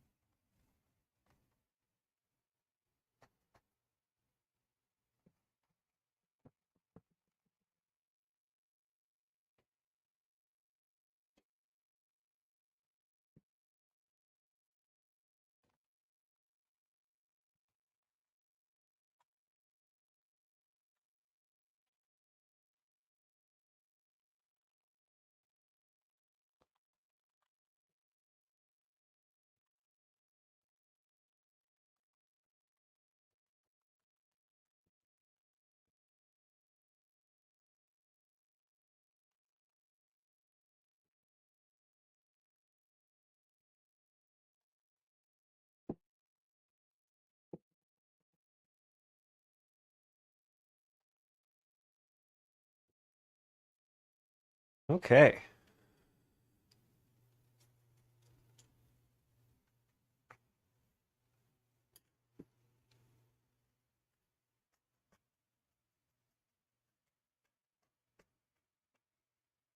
I often overblend, but again, part of the process. I mean, you can kind of think of it like giving birth, or something gestating in the womb. Like what it looks like at the beginning isn't what it looks like at the end. Even if what it looks like at the beginning looks like, well, maybe a fetus isn't the best example. I was gonna say, even if in the beginning it looks like it's done, it doesn't mean it's done. I guess I should say more like a tadpole. Tadpole has its structure. It looks like it's just its own thing, but the point of a tadpole is to become a frog. Similar. We think we know what we want. And then we keep blending and it turns into something else.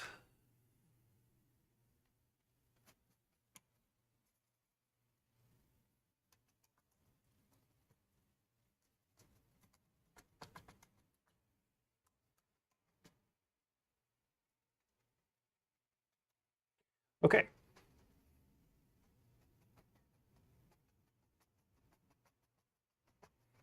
Okay, beautiful.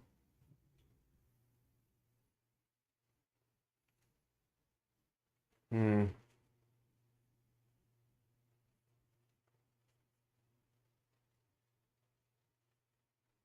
I feel like it's lost some of its luster. I think I know why. We need some fingerprints. A little more clear.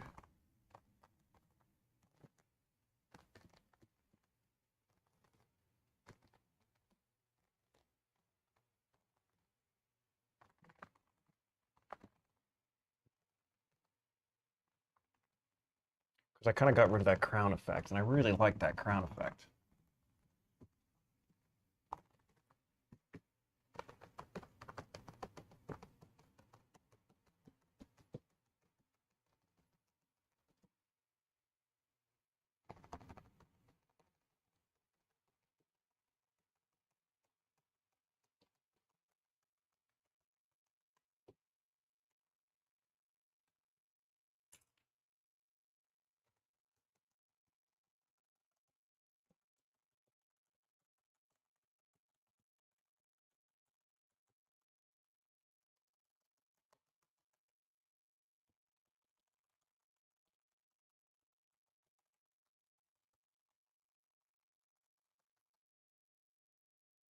Yeah, that's better.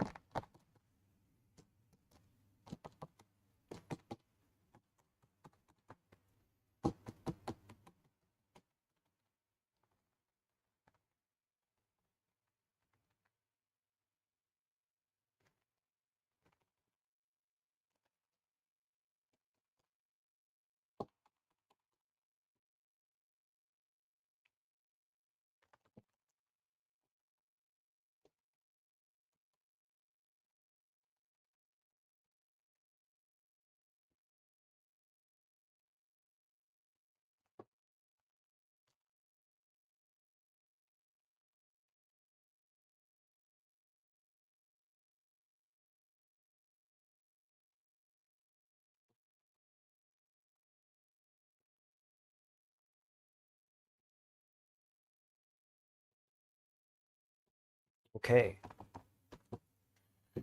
So I'd say we're done. I'm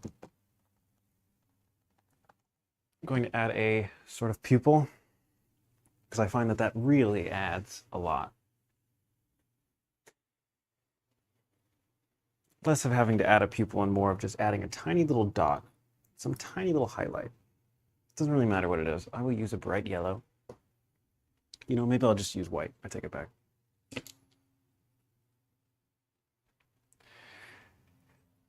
And wherever you think it'd be nice to have a little highlight, you highlight it.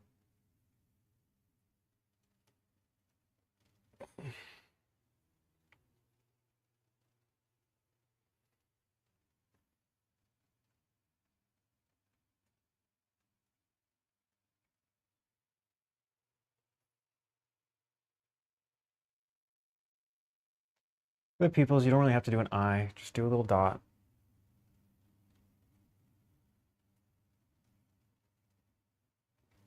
And try to blend that a little bit later. And that adds a lot. Kind of gives your eyes some place to focus.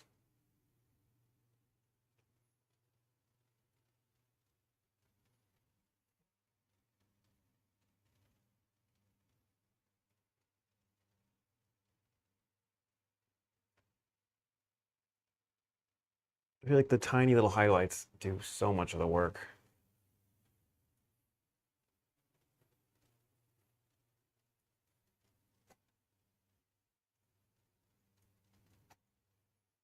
With oil paint too, you know, don't be afraid to scrape away a little bit.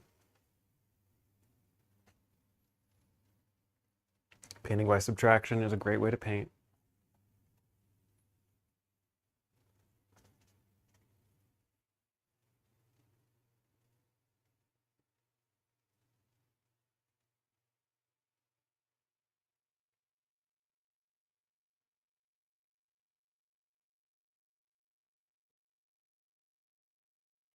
It's okay to kind of outline too. Like I'm going to add a little bit of pecs. I'm not really going to add anything specific. I'm just going to do it like it's a drawing. Don't really worry about it. Everything you can blend. A bit of a shoulder or something. Bit of a shoulder over here.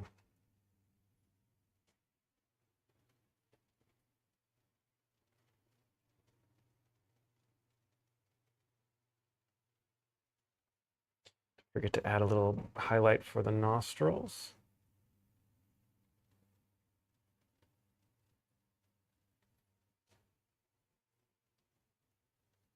Otherwise, he'll look like Voldemort.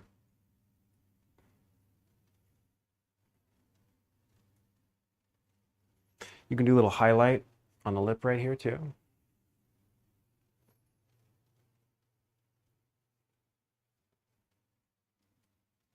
Nothing crazy. Just a little bit of highlight just to kind of outline the lip.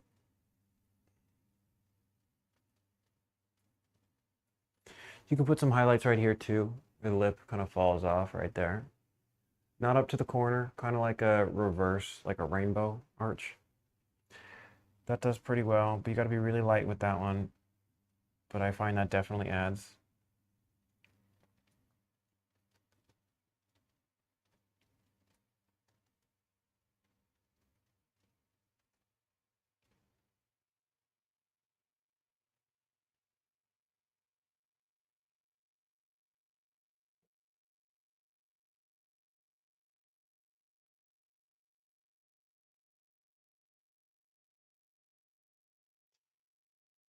And maybe a little highlight on the jaw.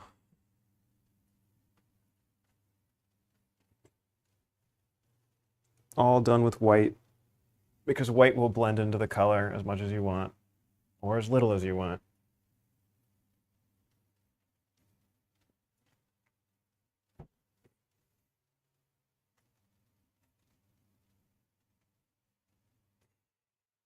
And then again, when we're done with that, just do a tiny little bit of a brush.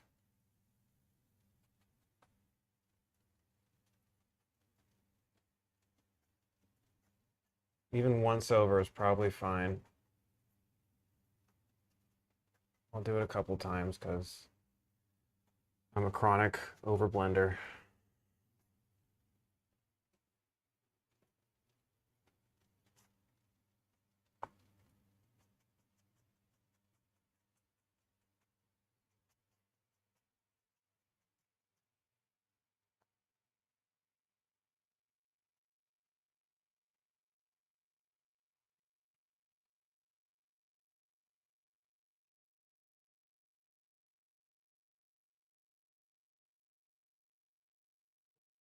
What does it need now? I feel bad. I feel like I need to zoom in more on this fucking thing. You can barely see it.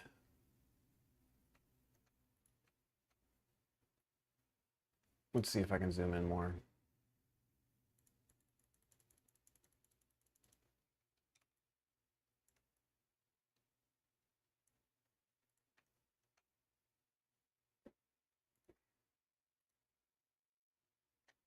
Yeah, the camera quality isn't that great. I've got a 4K camera. It's up here. I'm zoomed into like this little thing, so. One sec. What? Finished. Frying a custard. I wouldn't walk in all the way. Oh wow. It's cool, right? Looks really good. Thank you. Yeah, I didn't expect it to look that good. Yeah. So you are still gonna hit like targets? Yeah, I guess so. Go on, Rocky.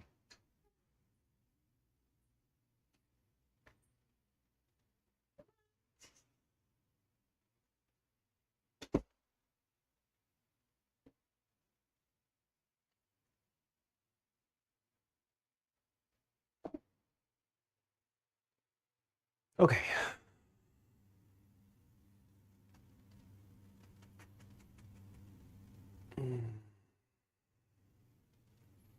That was my sister. I lack confidence. So I'm all like, no. Don't come in while I'm streaming. Okay.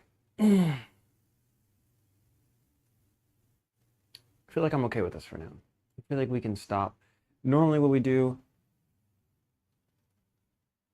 I'll paint until I am feeling I can't do anything else. Or like until I don't want to screw it up anymore. And then what I like to do is let it dry. And I can come back at it later with a dry brush and sort of add and push the colors up or down. I find that works really well. One of my favorite things to do in order to determine what colors I should do is I'll take a picture of it.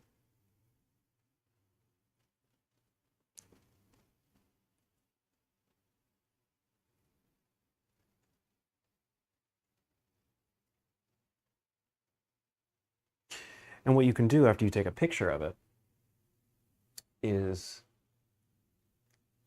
push the colors up and down. You can mess with the exposure. No, that's not what I want to do. Saturation. I can push the saturation up and down, decide what we want to do with it. Push the saturation up. You can see that looks pretty nice. I like that a lot. We can kind of see what colors we want to add to, because some colors are a bit more subtle.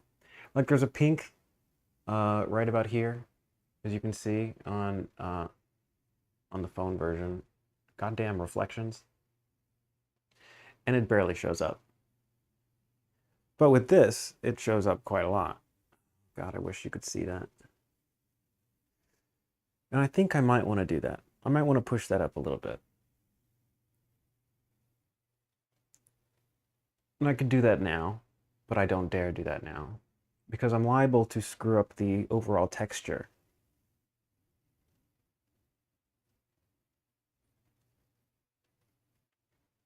I think what I want to do, lastly,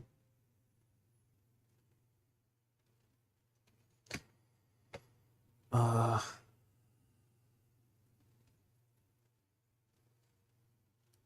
gonna mix a little bit of Viridian hue with a little bit of white.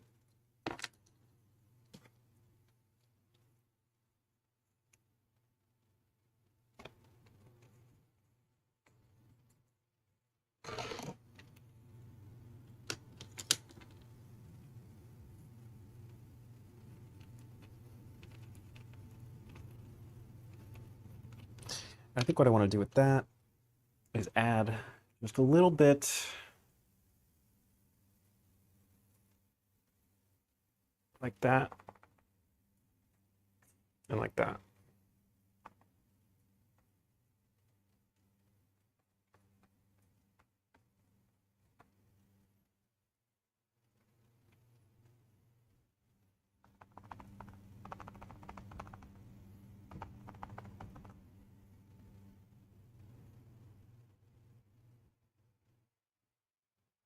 Maybe like that and that.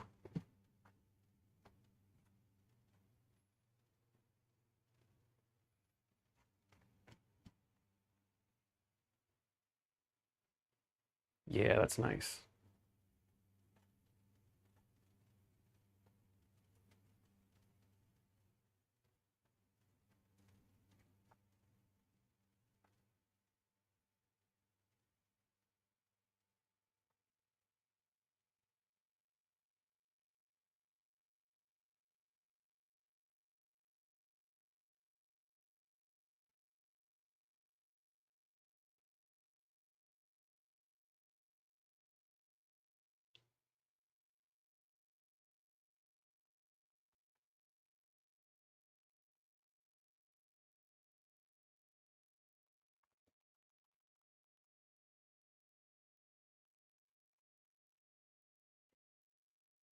We'll blend that.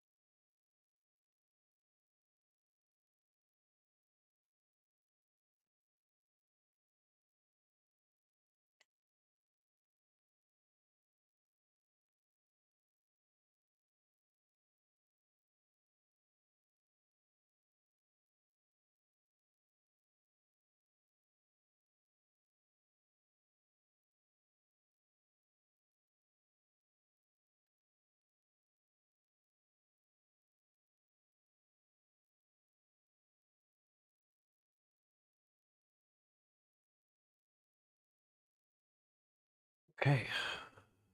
It's always hard to tell when I'm done, but I think I should leave it.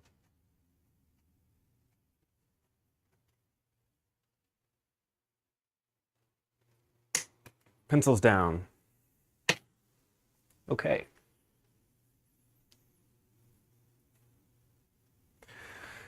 Okay, so I think this is our painting. I think I'm done, at least for today. I'll probably push up the colors a little bit, maybe add some, uh, yeah, I'll probably just push up the colors, just a little light, uh, just add a little highlights maybe through dry brushing. I don't know. Either way, I don't want to really touch it anymore. I feel like I'm liable to screw it up.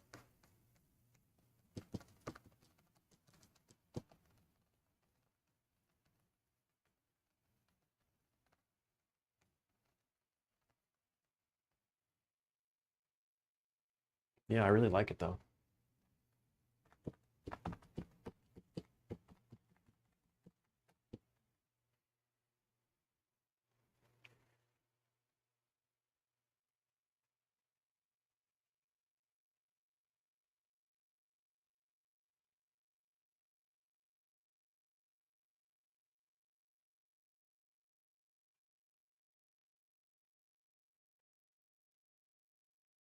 See, can't help it.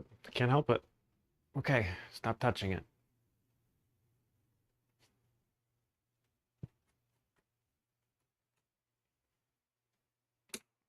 Hands off. That's the hardest part of this damn thing.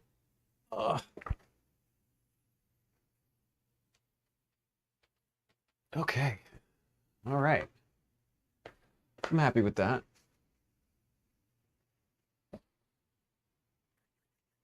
Let's bring it up close so you can see it in all its glory. Turn off this light.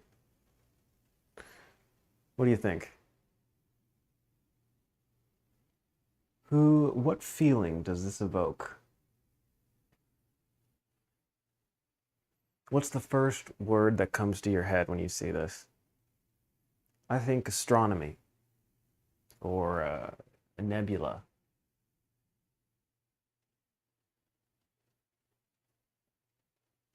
I feel like I might be right initially in terms of saying this is Asteria. It feels, I thought it felt masculine. I thought it felt feminine, and then I thought it felt masculine. But again, I feel like it feels feminine. I don't know. What do you think?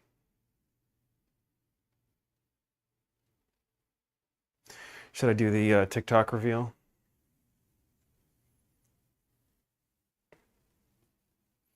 I'll be like, psh, what's the first emotion that comes to your head?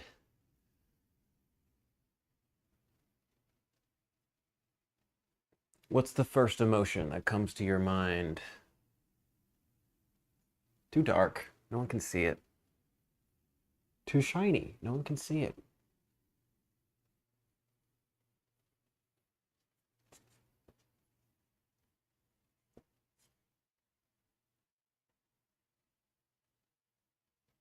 Boom. I'm sure we'll return to this. I don't think we're done, but we're done for today. I'll probably make a TikTok video of it, post it, see what people say.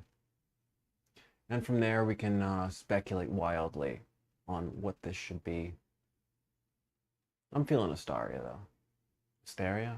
Doesn't matter. Okay, cool. Exciting. We finally did it. I have been putting off painting because I was trying to stream painting, and I'm happy to finally do it. My lord. This has been 2 weeks of me just thinking about doing this. Perfection is the enemy of progress. And especially given the art that I'm doing, I feel like I really need to get out of that mindset because none of these are perfect. The fact that they aren't perfect is what makes them so unique to me. So I should take that philosophy and push it forward onto this kind of stream. Let's hope my audio is good. I've been doing this for 2 hours. Well, it hasn't been peaking, okay? I think I can fix it no matter what it does. Okay. All right. I guess that's the end. Thanks for joining me. Again, we'll try to do this every day for at least an hour or two around noon. Because why not? We should. I was painting every day before this until I had this streaming idea. And hopefully I can paint every day after this. As far as the canvases we'll be using in the future, mostly these sizes what we have right now. I have a little bit smaller. We have these guys a little bit smaller. Probably be working on these guys too. And then we have one big one, which I will admit I have messed up.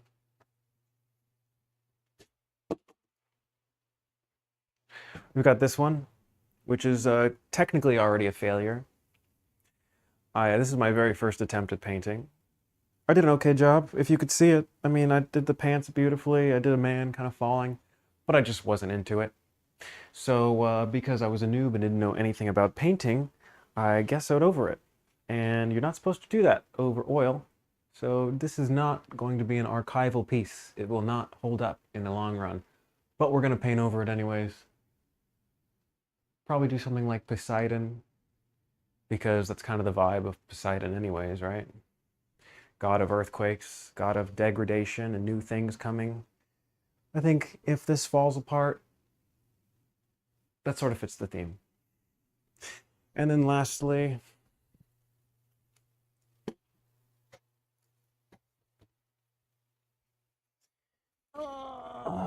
we got a bunch of these guys. Little 8-inch by 10-inch canvases. If I don't have a lot of time, I'm going to be doing these guys. But I don't paint these ones up here. I do it on a...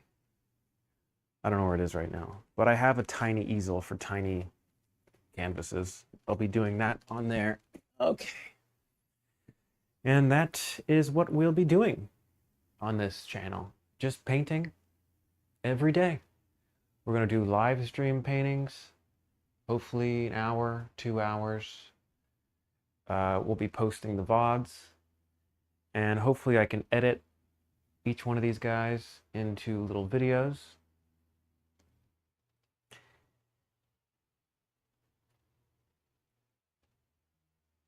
And hopefully that does well. But we'll see. Who knows? This is all unplanned. We wish for the best. Okay. All right. Thank you for watching. Check me out. Look for me tomorrow. Come join our live stream. Come watch and critique my painting in real time. And help me name these sons of bitches. Because, you know, what does that evoke? What feeling does... I shouldn't be the only one to decide this. This is groupthink. It takes a village to raise a child. And these are my children. Okay, bye.